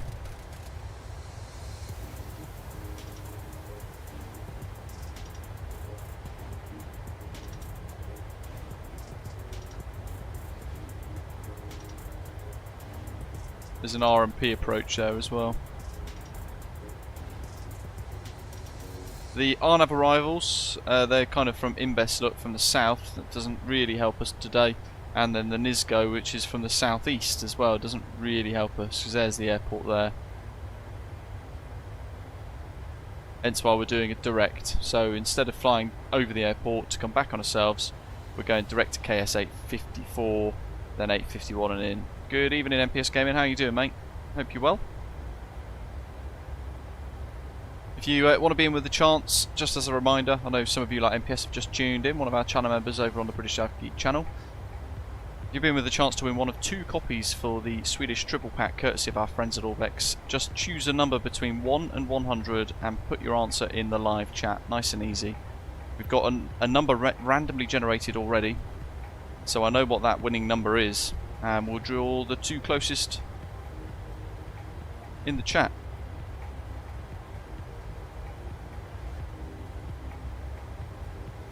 And while you guys are busy doing that,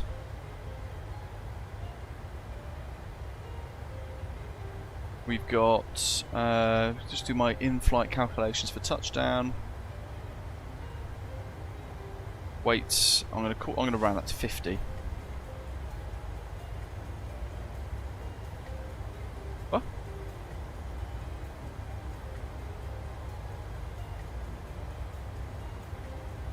I don't think it set my payload, did it?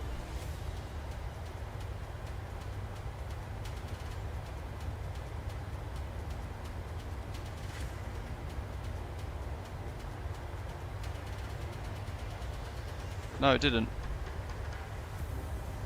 Oh my god. How do I view my flight plan? I'll see if I can do this now. This is probably not very wise doing this. But we've got 108 punters. I'm so sorry, aeroplane. Lots of weight. Bam. Cargo. 585.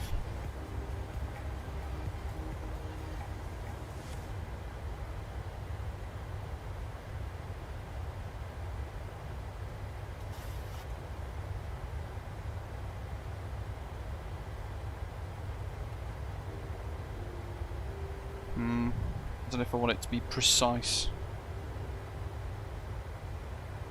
I think I will. So 335. That's changed my gross weight significantly. Aeroplane's just automatically retrimmed itself. I'm hoping that hasn't triggered, like, you know, the cheat function. Mid-air, zero fuel weight change detected. I bet it's triggered a cheat. Ugh, I hope not. Because I always thought, as long as you don't change your fuel, you'll be okay.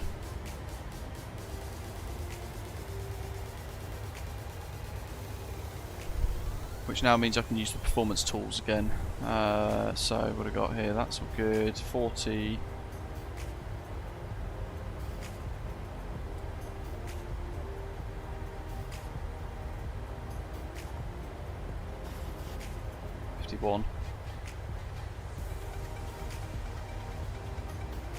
Lap 30, that's given us VREF of 122, and the SimBrief performance tool says VREF should be 122, giving us an approach speed of 127. If we add the 5, that'll do us. Rather nice. Top of descent in 100 nautical miles already, so performance and everything's done. We've checked the data, we've set all of the nav source and things up. We need to set our pressurization panel now, so the landing elevation, the airport elevation is 1,650 feet if we round it up to the closest value. And we can turn the icing off as well, actually. Naughty me, I forgot to do that. If that was a 737 MAX, it would have melted the engines down by now.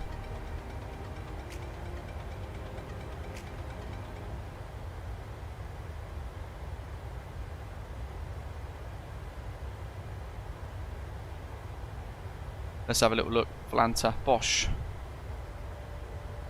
So right out front, Badger Osprey 919 again, leading the pack with this 737-600, being chased by Callum in Scandinavian 28 Tango, who's just won a month free Volanta Premium. Congratulations to you. And then behind him we've got myself, followed by Centurio in the, I think that's a NetJets CL60. And then Ian Osprey 2472 in that beautiful retro Osprey Airways livery, he says, as it slowly loads. There it is. He's captured Centurio taking off there, which is really cool.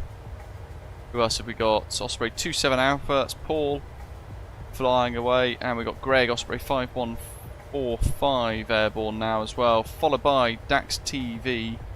He's going somewhere else. And Osprey 5145's there. That's all of us. Nice. And that weather now, look at that, it's about to sort of go over the top of Umeå, so they might get a little bit of rain now, but Scandinavian Mountains, right on the border of Sweden and Norway, looks pretty clear, doesn't it? Should be quite nice, minus the crosswind of course, but it should be a really nice approach.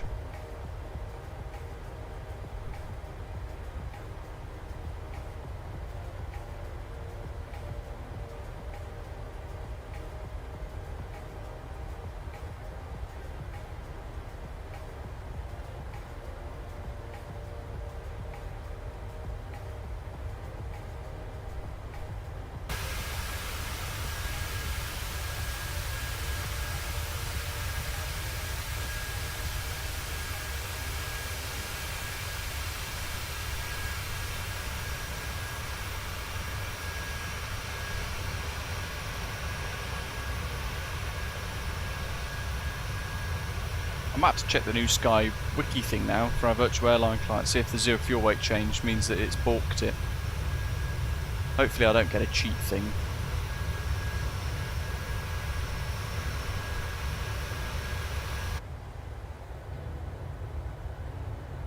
There we go, that's a nice view.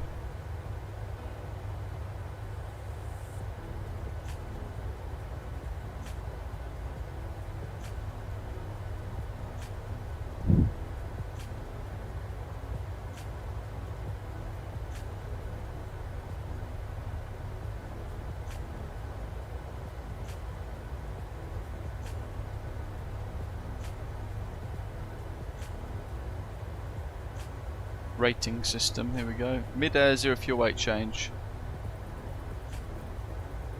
You can't drop items from your plane, so 0 fuel weight change should never change when airborne. Oh yeah, it's going to have logged it as a cheat. And that's part of the cheating system on New Sky. Aircraft change, time acceleration, teleplore and slew mode, mid-air refueling, and mid-air 0 fuel weight change. Ah, boo. I clicked the set payload thing, but for some reason it didn't actually set it.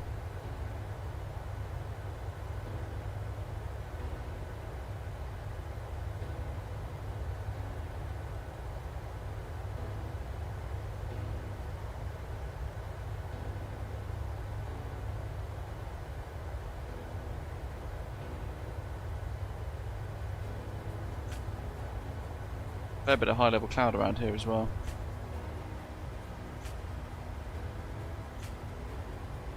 And we are at the ETP now. On a 50% of the way between each destination.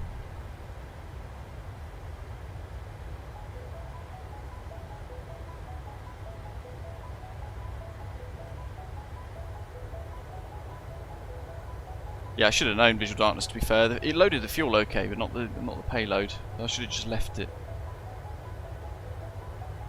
But then I haven't lowered the payload, I've increased the payload.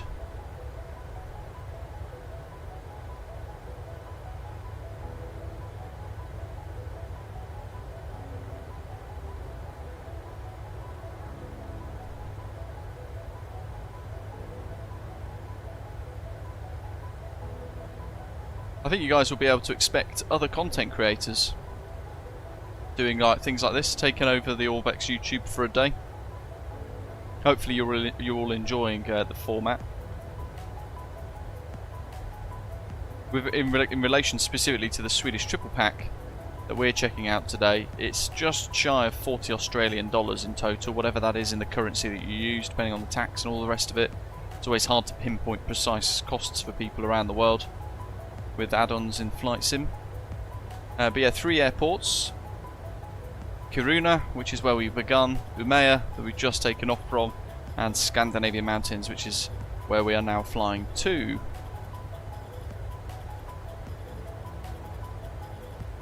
And Umeå was the kind of flagship of the 3, really. Looked really good.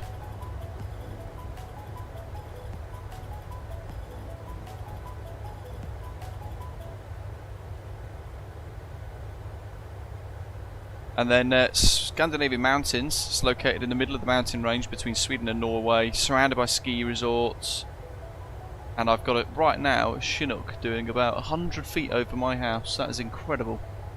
Can you, hopefully, I don't know if you can hear that, the waka waka. That is insane. I love living where I live, it's great.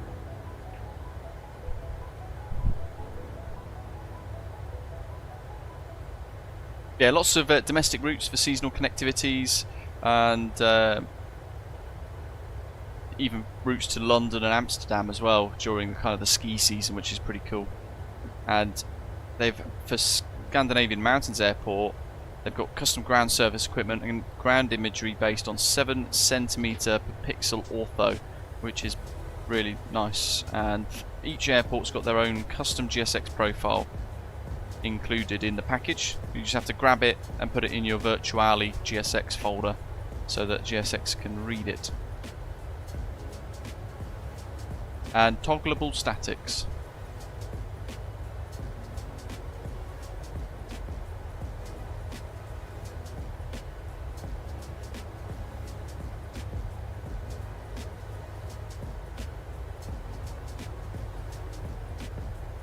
Ah, Centurion, unfortunately not. I mean, that was louder than the pneumatic drill that was going off earlier, so I was hoping you might just tickle it a little bit, but yeah.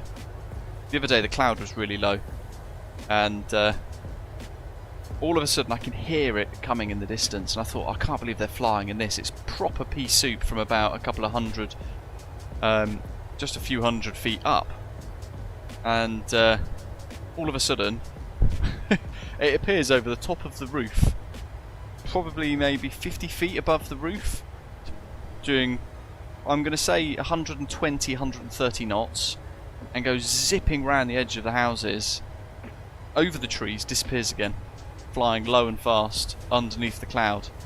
And even the missus was like, oh my god, that's amazing, look at that.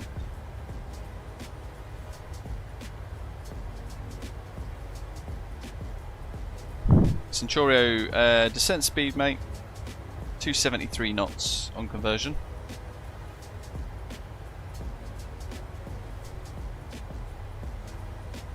We might be able to do a land after, so if we're still on the runway, you still might be able to land if you're happily visual that we are all good.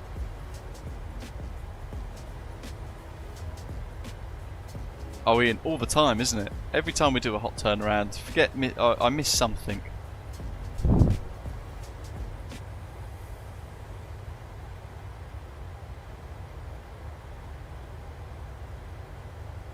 It's good running at Luke's house. Literally. I can't wait for the Chinook and DCS, that's going to be really good fun.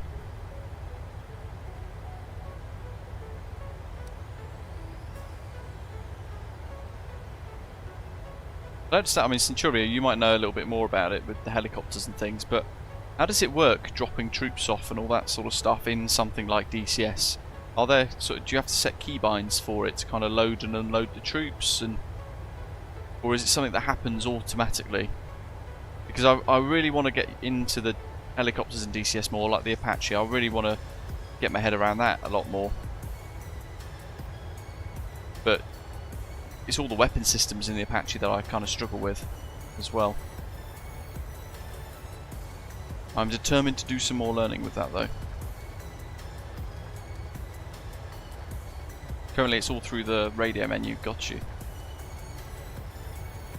So I suppose you're using that to communicate with the WizOp/Lodi in the back.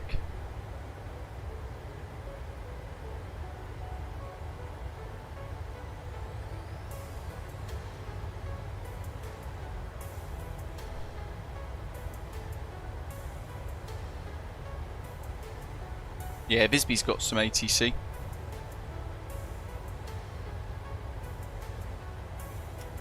We'll go order break 2. So we've done all of our prep now for top of descent.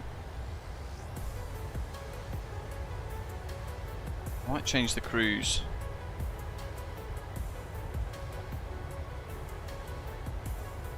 We are cloud surfing somewhat here.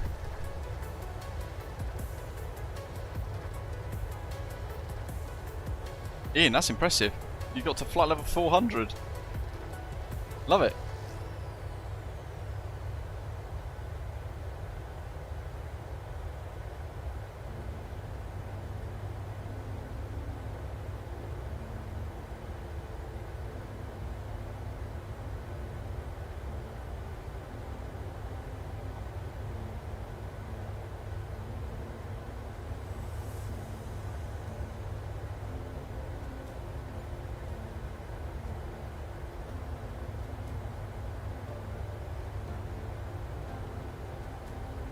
Yeah, absolutely, Paul.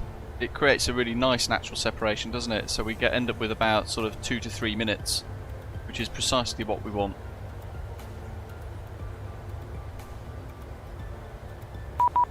Oh. Oh, it's Wesley.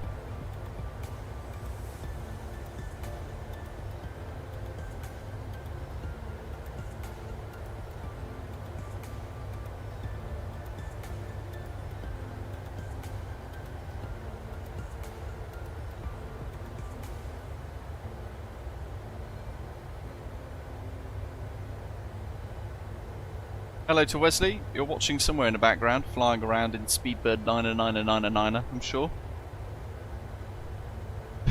Yeah, I don't know where you're flying. Somewhere. Somewhere crazy, no doubt. Oh, and he's somehow ending at the same airport. Nice.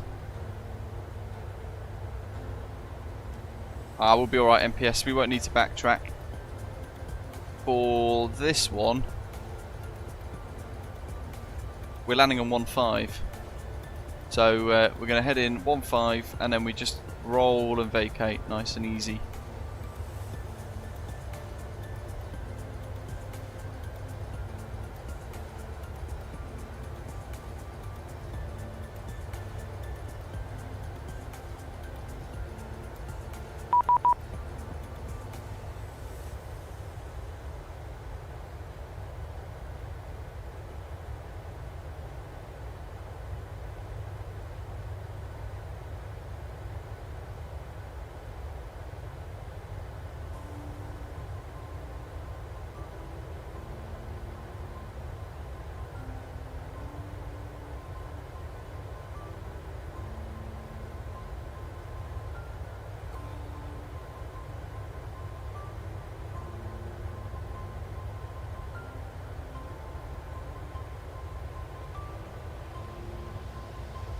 There should be plenty of park in visual darkness, and eventually people will just park on the grass. That's usually what happens. Centuria is asking, did I get SimFX? No, I just left everything default. I don't think, as much as I like the idea of SimFX and it's got some good qualities to it, ultimately I am really happy with how this simulator looks anyway, without having to add extra packages to it. You know, it depends on the aircraft, but the PMDG have nailed the contrails, I think. The Phoenix contrails I'm really not a fan of, but these contrails are stunning. I don't think we need to change things like that, or the clouds with SimFX. I think what the sim already provides by default is very, very good.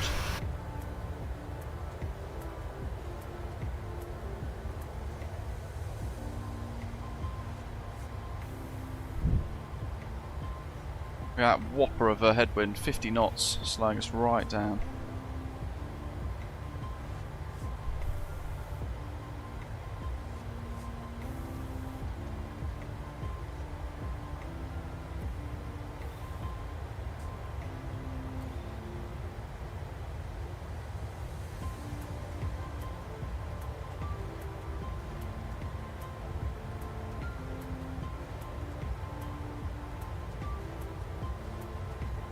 Yeah, that's changed as well.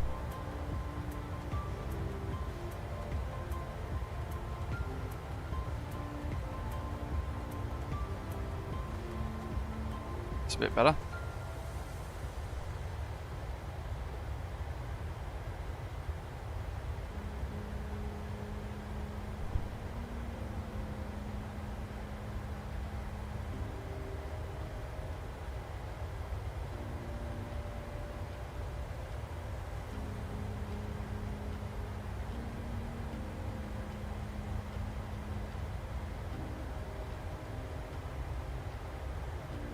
Whack the speed up a little bit. What have we got? 7.6.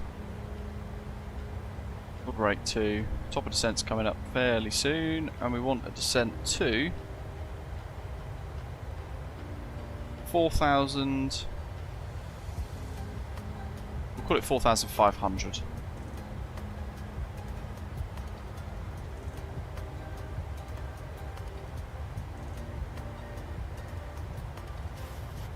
That's set. Max 76 will do us. Hello Wesley, welcome.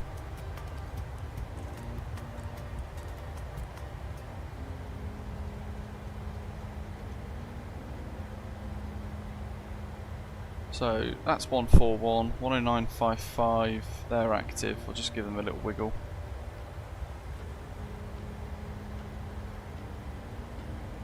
Yeah, it is, isn't it, Badger? It's an aeroplane we've not flown in for, I think, over an hour ago, actually. Over a year. But certainly these sort of routes, this is what the 737-600 was all about. With incredible short field performance. And yeah, it's a short sector, but Ian's managed to get up to 40,000 feet in this thing already. Climbs like a homesick angel. It's really, really, really impressive. I mean, the 737-800 for me is still my favourite aircraft in the sim. Full stop.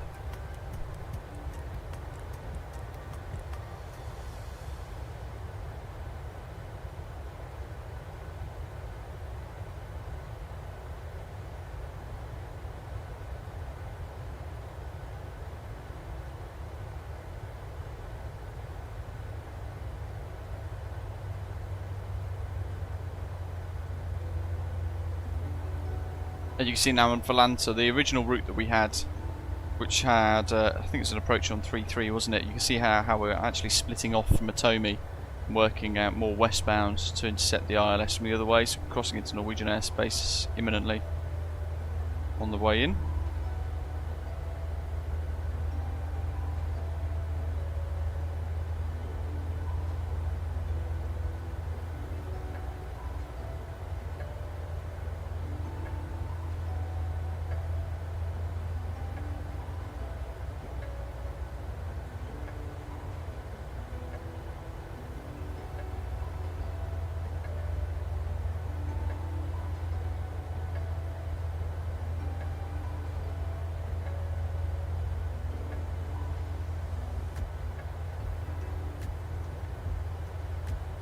That looks like nose down, top of descent.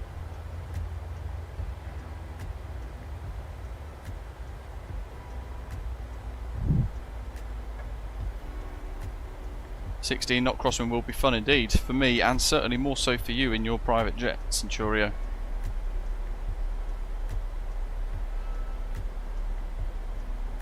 Hopefully you keep your client in the back happy.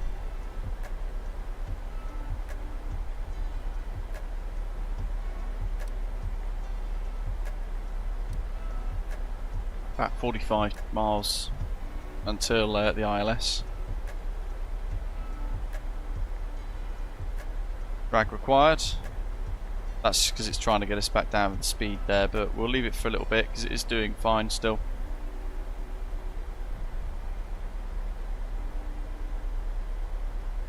I feel like I should have cracked open a beer today for this. Really nice little flight. It's something very different, but obviously a massive thank you to all of you who have joined us today.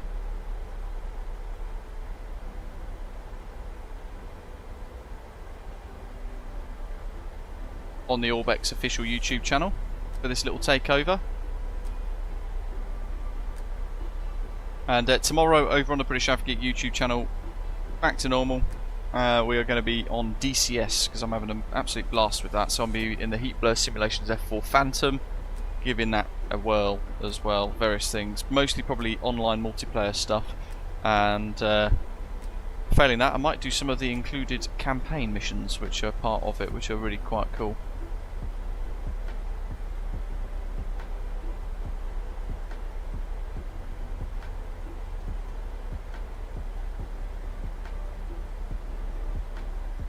I did one the other day.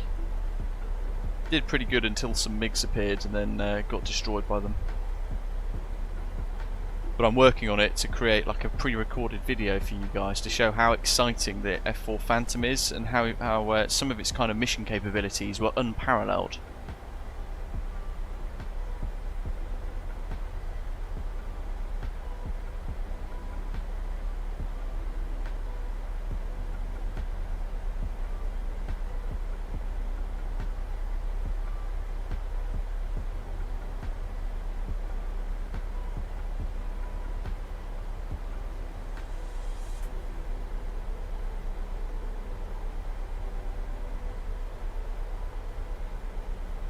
MPS says last time he landed in Scandinavian Mountains, the wind changed all the time during the approach.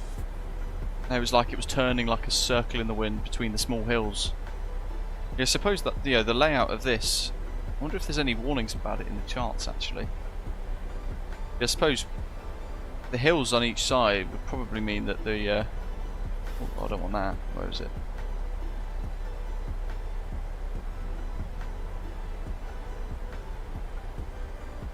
Yeah, there you go.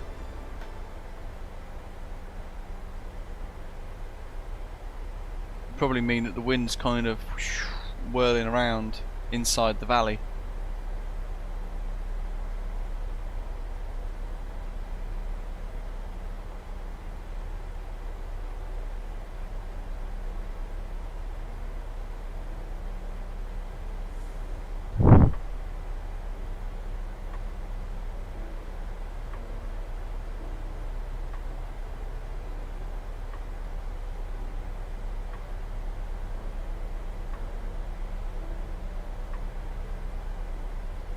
Just going to do a final weather check.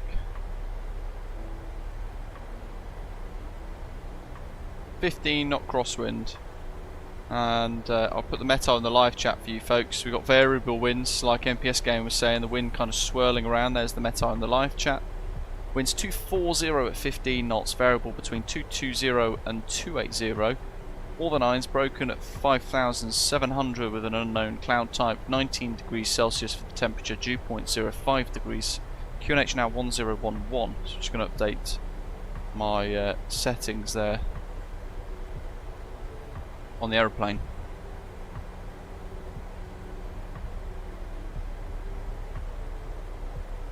One 1001. I'm going to update it here, not that it will kind of do anything. It's fine. High to low, down you go, like before. So we go from standard pressure QNH 1013 to the local pressure at the aerodrome of 1001. We're going to lose about 30 feet for every hectopascal. So 12 hectopascals. You guys, I'm sure, could do the maths. That's 360 feet lower than what is displayed currently.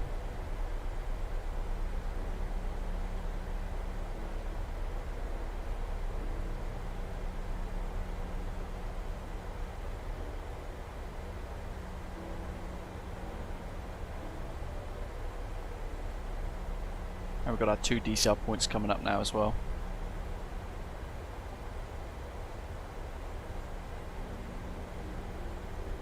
Callum's on final, it's showing 20 knot crosswind for him currently. Oof. How variable is it? Is it shifting like it did in EMEA, where the wind kept fluctuating around? Because I think what we'll do is similar to what we did before. We'll add 10 knots for the wind correction instead. So 122, we'll do an approach at 132 knots. Just to give the aeroplane a little bit more energy to deal with all that turbulence. How we're doing with the pressure panel. Depressurizing nicely.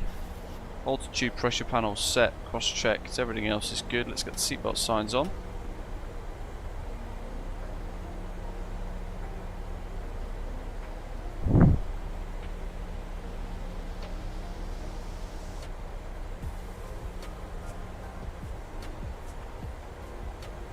Not far to go.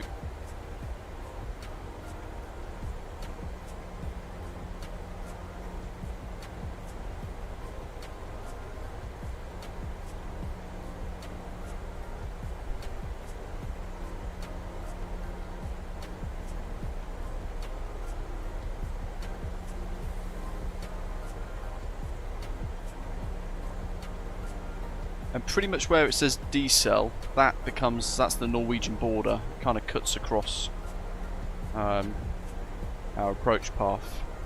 So we're a little bit of Norwegian, and then on short final back into Swedish airspace.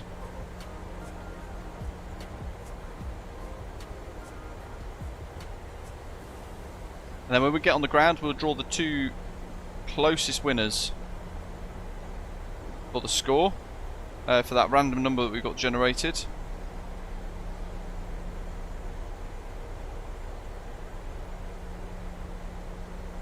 Between 1 and 100.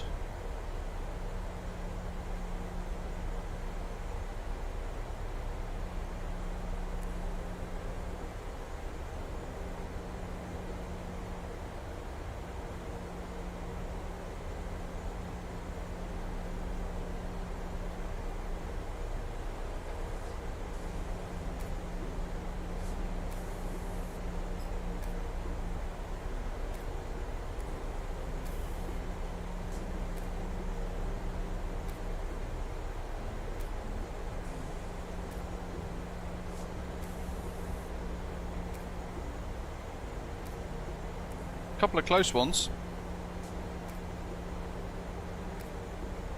But we'll pick the two closest numbers. And then to claim, like before, head to the Orbx official Discord server and ping one of the team to claim your prize. If you are just tuning in, you've got a few more minutes left to enter to be in with a chance to win one of 2 copies of the Swedish Triple Pack that we're enjoying today during this British Avgeek takeover here on the Orbx official YouTube channel. All you need to do in the live chat is select a number between 1 and 100 and put it in the live chat, and the 2 closest will win. Through 10, let's get the landing lights and runway turn-off lights turned on, all the lights and signs all set up ready to go. We'll get the 10 button to inform the crew that we're ready for the approach. And here comes the mountainous terrain coming into view now. I say mountainous terrain, they're kind of large hills really, compared to some of the places that we've been to recently.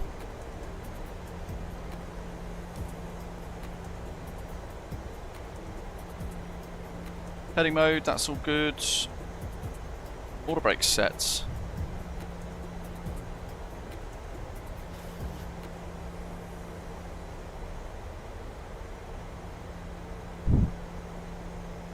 Start slowing the jet down shortly.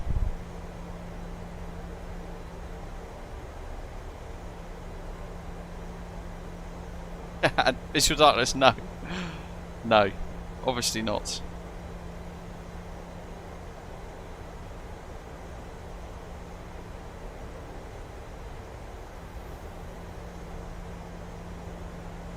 We've been to Tromsø recently. That's quite mountainous with all the fjords. Malmo in Sweden was quite good. We've done Mexico City and San Jose, very mountainous as well, as Bogota, Tucumán.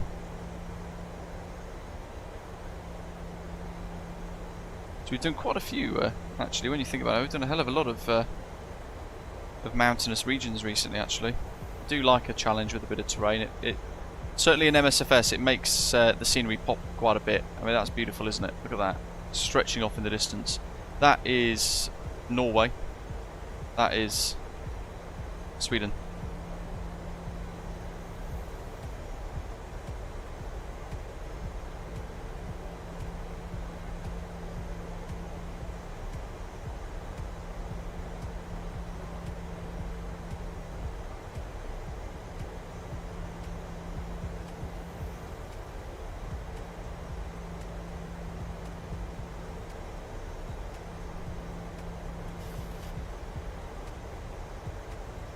Alright, let's keep the vertical speed going, because otherwise our energy's not going to be good enough. And now we need flight detents.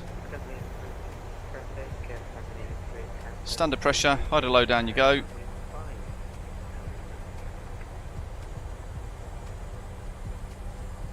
going to bring the speed down to 200 now. Start managing the energy, because we are very close to final. What have we got here? 15 DME. So I'm going to go minimum clean. +1. Hey Mikhail, welcome mate.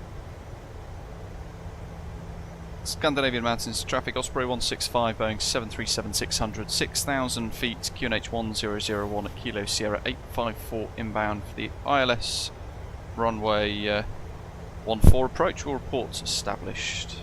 Scandinavian Mountains traffic.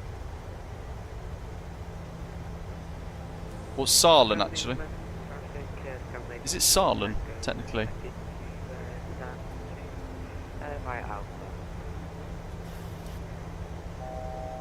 Want to go?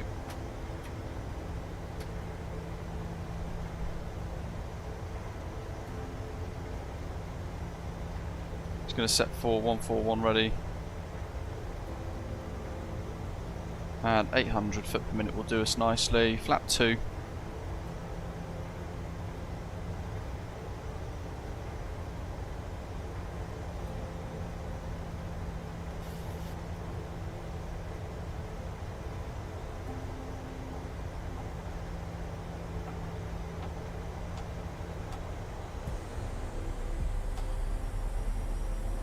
Flap 5.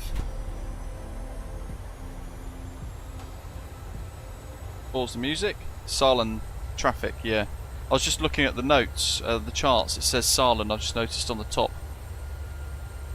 I shall call it Salen. That be correct. Approach.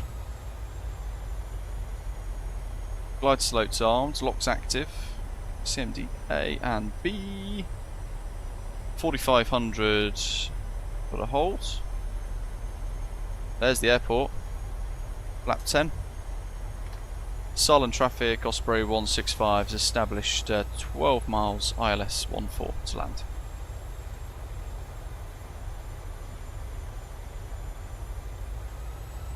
Pay to welcome.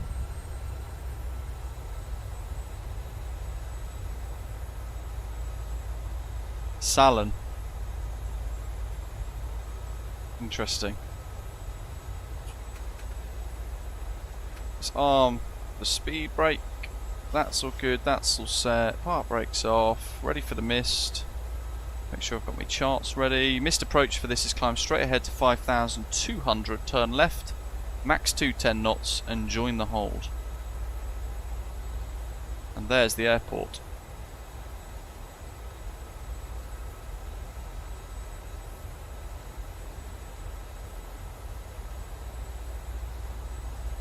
Just before we get the nose down, I'm going to go gear down. Lap 15. Coming up to 8 miles, let's bring the speed down to 160. As the glide slope goes active. Look at this. What a lovely approach. And we wanted 5.2. Set. 141. 160. Speeds, look at that, the winds at the minute, 23 knot crosswind. So I'm actually just going to set the offset. Heading versus tracking order. 122. 127 for the approach speed. Gear down 3 green.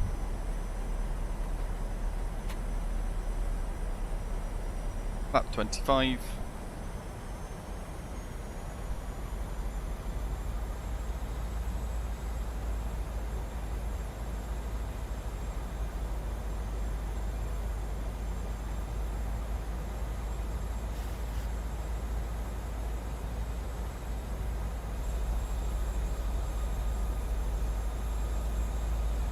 Very nice.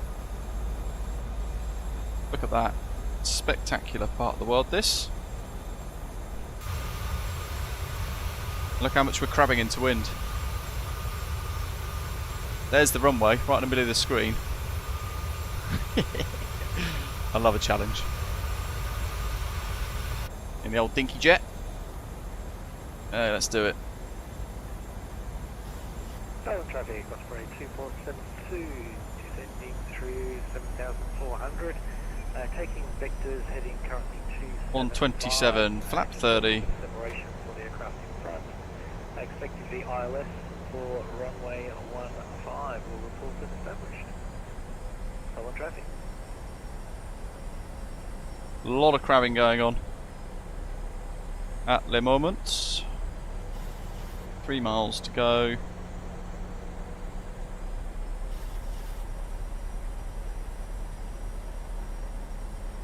My throttles, my controls, down the bottom, vacate right, that's the plan. Ooh, a little bit of sink.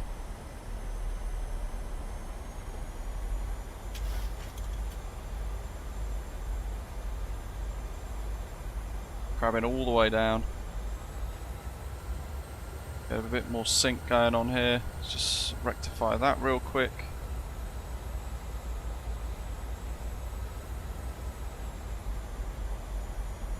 "20 knot crosswind still.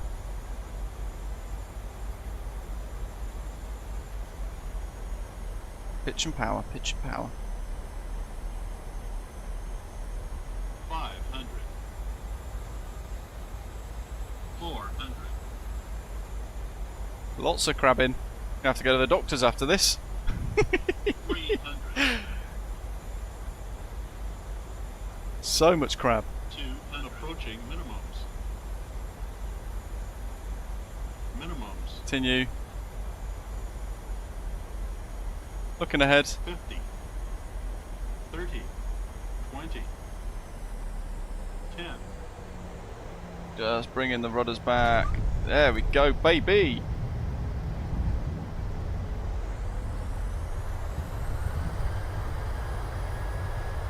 My brakes.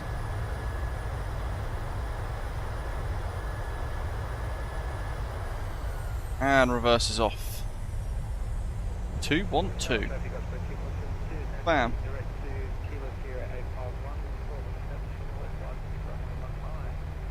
No entry there.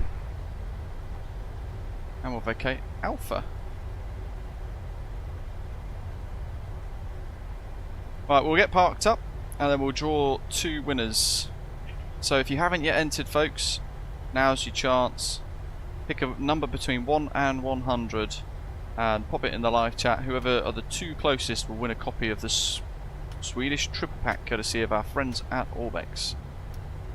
For this little British Avgeek takeover of their channel today, which I hope you are all enjoying a lot. This ground scenery stuff here looks remarkable. Strobe steady, strobe.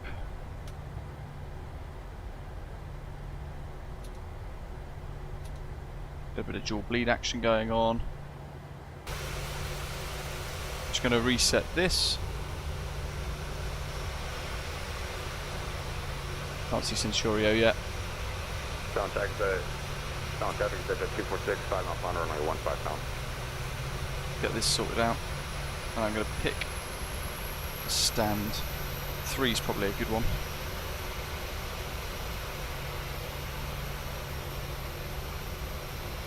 Oh no, 4. 4 seems logical. Apron 1 of 4. Number 4. Ah, Chuffineck.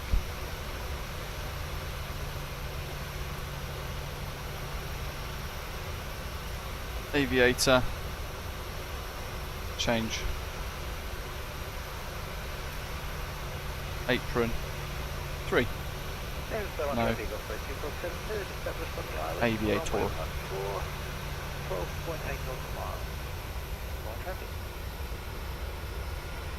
Sort out the drone camera here.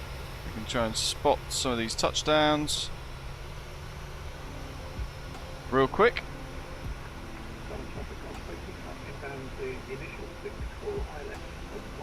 Look at those windsocks. Absolutely blowing.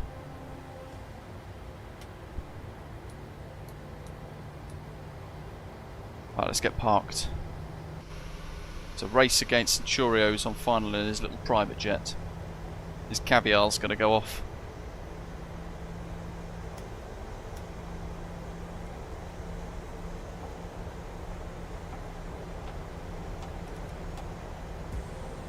Sound traffic is at 246, 2 miles on runway 15 pounds. Yes, on traffic, Osprey 2472, 10 nautical miles, runway 14, on traffic. Yay! He's so tiny, he's not even rendered in yet.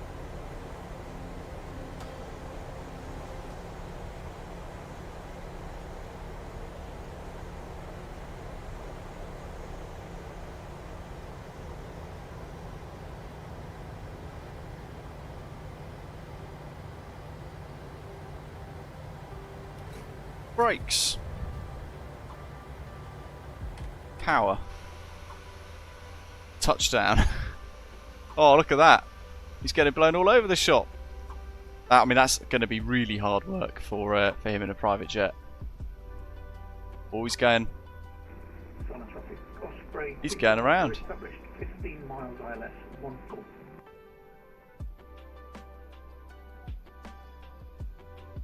Sound traffic is at 246 going around runway 15 pounds.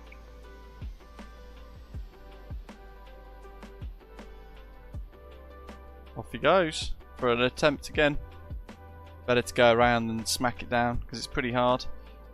So the Swedish Triple Pack from Orbx It's currently on 30% off, around $21.45 USD in excluding tax. So well, you guys can work that out based on wherever you are in the world. Next one's on some form of final, so let's just carry on polishing the jet up. Yes, Southern traffic, Osprey 2472, 5 nautical miles short final for runway 14, Southern traffic.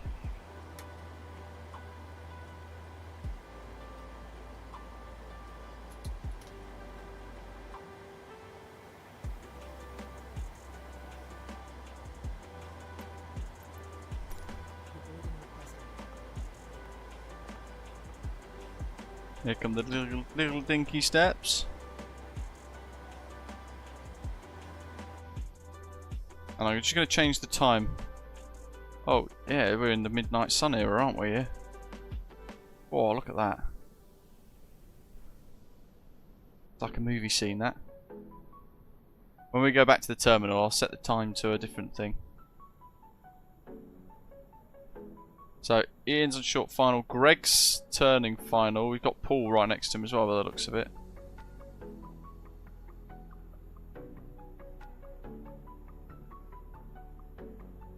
Here comes Ian. Oh, you know what? It actually allowed me to change the... It allowed me to increase the zero fuel weight. Because I didn't decrease it, I didn't get a cheat. I got a 10. Great touchdown in challenging conditions. Oh, well happy with that. Super pleased. Hey, centre line cam. Look at that crab.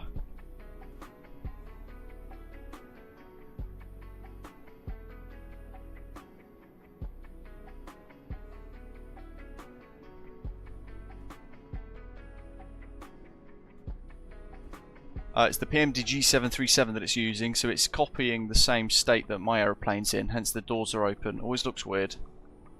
But it's obviously not built to be an AI aircraft, which is forcing it to be one.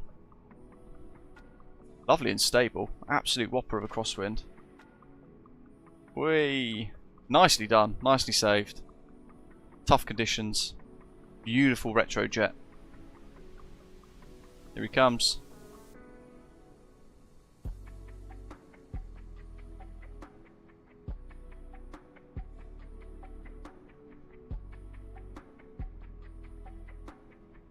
So the winners, just so you guys aren't sitting there going, oh, I wonder if I've won. The number was 25 this time. So the closest person, I know he's flying at the moment, I think actually. The closest person who guessed was Centurio with 27. So congratulations to you. You've won the first copy of the Swedish Triple Pack from our friends at Orbx. And the second winner, which is to be the next closest number. It was initially Automator, but then Wesley dropped in a 32. Don 2058 dropped in a 32. Wesley dropped in 36. And then Rob came in right at the end and dropped in 16. So Rob has won the second copy.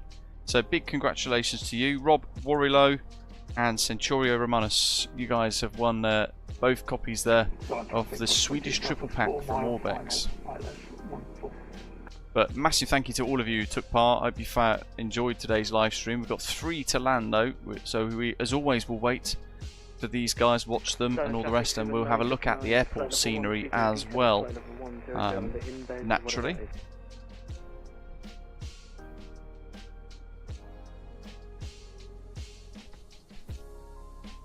So yeah, Centurio and Rob Warrilow, make sure you hit up the Orbx team over on their Discord server to claim your prize. Take a snapshot thing of your YouTube account to show that it is you, and give them your Orbx account email address and they'll add the prizes on. Congratulations.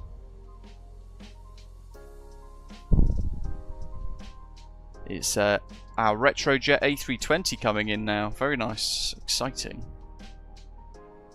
Probably a bit more tough. Silent traffic, Osprey 5145, 5 miles out inbound and the RLS 14, silent traffic.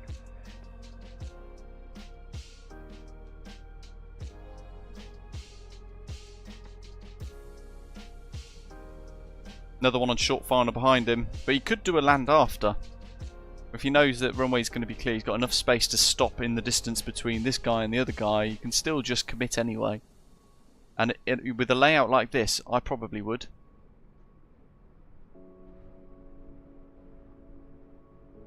Oh. We got another go around. He's doing a low pass.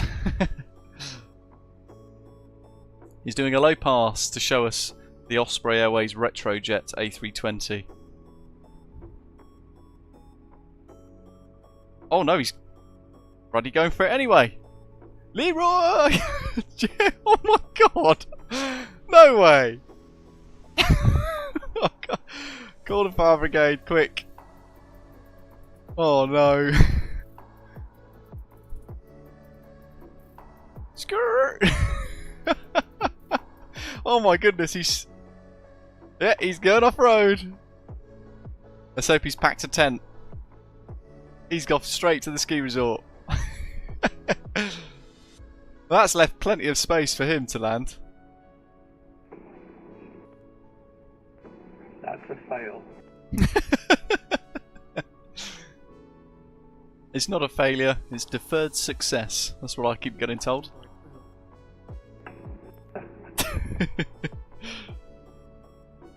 I failed my promotion attempt last year at work, and I got told, no, you haven't failed, it's deferred success.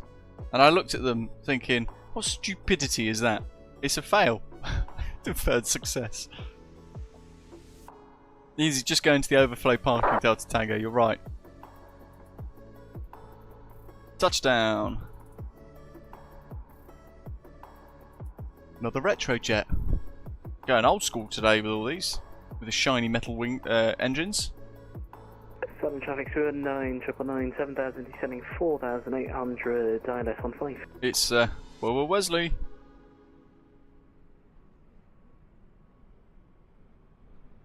So let's have a quick peek around, shall we? Got all forest over there, and a nice little touchdown zone. Again, like just nestled within the forest. It's quite cool. So we've got Wesley left to touchdown, and Centurio in his NetJets thing as well. This big old antenna tower here.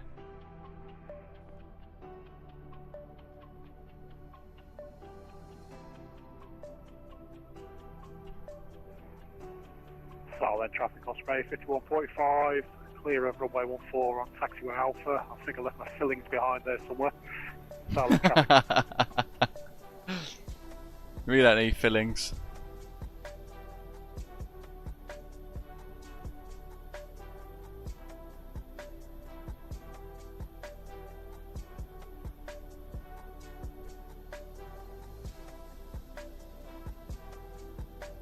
Awesome screenshot. It's the Osprey takeover. Love it.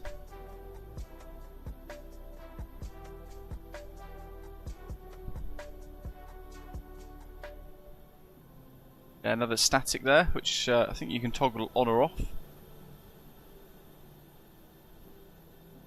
So on traffic, is that 246 is 10 mile final, runway 15 on.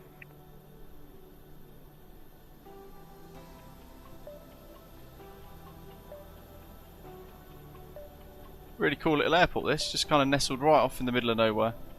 And actually if we change the weather, or the time of day, sorry, to a kind of like a sunsetty vibe, get them lights on hopefully. There we go, look at that.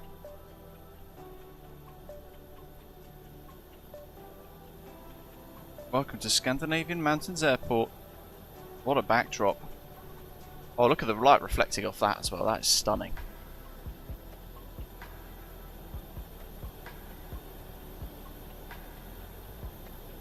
Looks like we've got a little interior as well.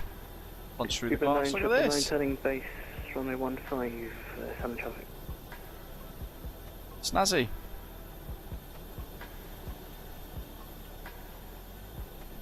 Little security lanes.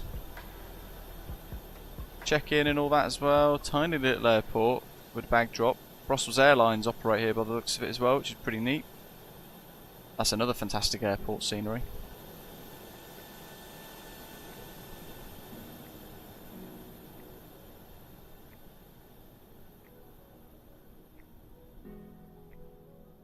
Yeah, home of the midnight sun, this part of the world, which during the summer is just utterly spectacular. Makes it a really nice area to zip around.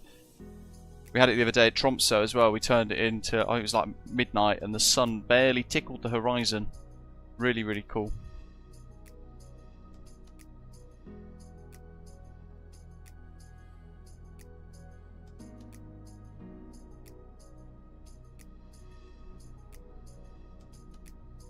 Let's go back to that touchdown zone. Centurion says, yeah, lived in Alaska for a few years. Less than 2 hours of night time sometimes. Sound traffic, 246, 5 miles on runway 15, Sound traffic 09, 999, 15 mile final, sound traffic. Let's see how he gets on. We'll go for centerline cam again, shall we?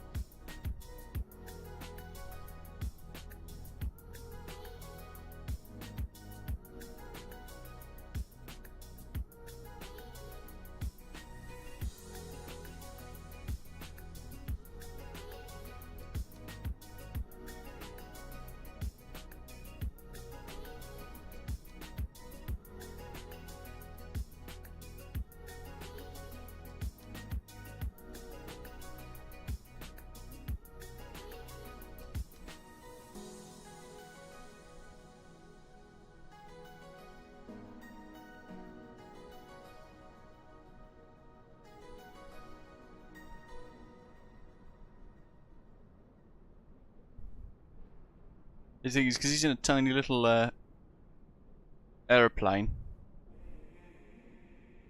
little jet, he'll pop in right at the last. Badge says, guess what Wesley's flying? I'll give you one guess. A350-900, the next plane. Visual Darkness says, Marcus Nyberg's really, really good at airports. He's nice too. His airports are always frames per second friendly as well, which is also really quite important. Depending on your system spec, the sim can be quite demanding at times. Ian says, really cool scenery pack, and Visual Darkness says it's almost like a photo. That little bit of sunset that we had earlier. Good score, Ian. 9.56 on that leg. It was a tough landing. That crosswind was quite a challenge, wasn't it? At 15 to 20 knots. Centurio's in a CL60, and that thing, yeah, as he says in the chat there, does not like crosswinds, but he's looking pretty good here. Bang on the centre line. Good look. Approach number 2 for him. Having gone around already. If you are just kind of tuning in, the winds are about 20 knots from right to left, or left to right as we're looking at it now, the opposite direction, but yeah, proving really quite challenging. There's a variable reading in the wind as well.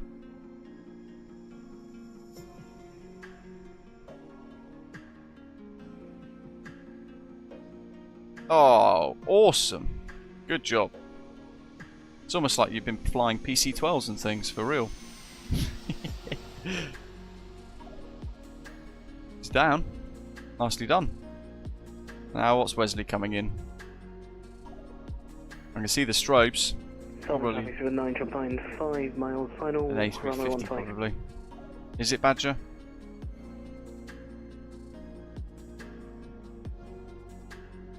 I mean, that touchdown there shows just if you're really unstable on the approach, go around, give it another go, and your setup the second time might mean, yeah, you'll be nice and stable.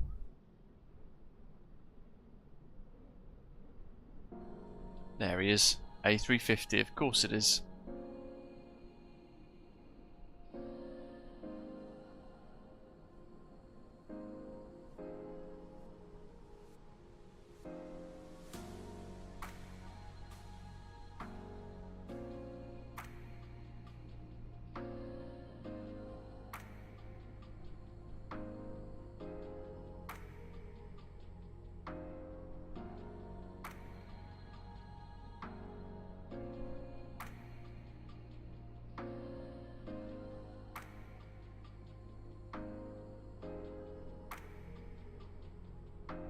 Oh, he's getting a bit of drift there from that wind.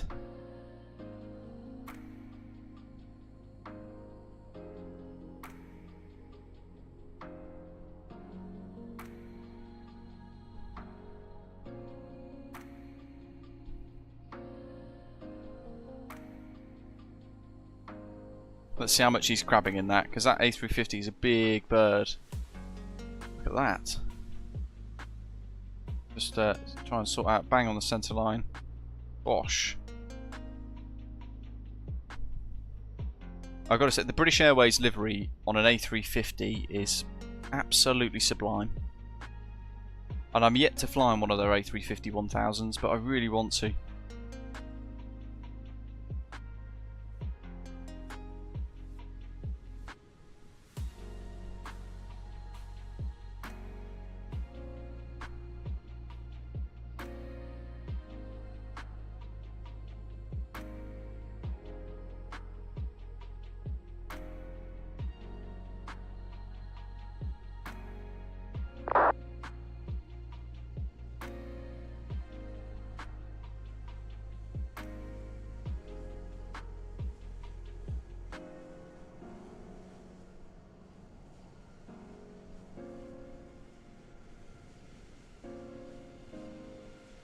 A lot of corrective input going on there.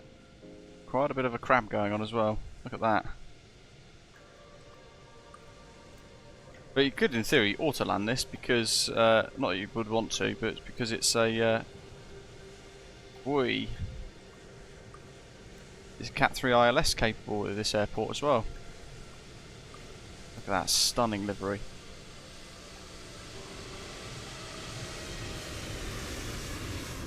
Absolutely spectacular. I do love a BA A350. But there we go. Massive thank you to Orbx for allowing me to take over their YouTube channel today. Something a little special. I hope you guys have all enjoyed it wherever you are in the world. The Swedish Triple Pack, if you want to get your hands on it, is linked down below as well. So do click it, check it out, and go and explore this beautiful part of Sweden. 3 different parts of Sweden, in fact, all in one package. And go and download Volanta as well to track all your flights and things too. So I use it all the time, and I really very much enjoy it. Hit like, hit subscribe before you head off, and if you are one of the many, or the 3 winners that we've been drawn out today during the live stream, then make sure you head to the Orbx Discord and give them a little shout to claim your prize. But in the meantime, as always, a massive thank you for watching and tuning in all over the world. Congratulations to our winners, and again a big thanks to Orbx. Join me live tomorrow on the British Avgeek YouTube channel. We're back in DCS, flying the heat blur simulations F4 Phantom as well, continuing the learning and things there. But in the meantime, as always, thank you very much for flying, and I'll see you very soon. Take care.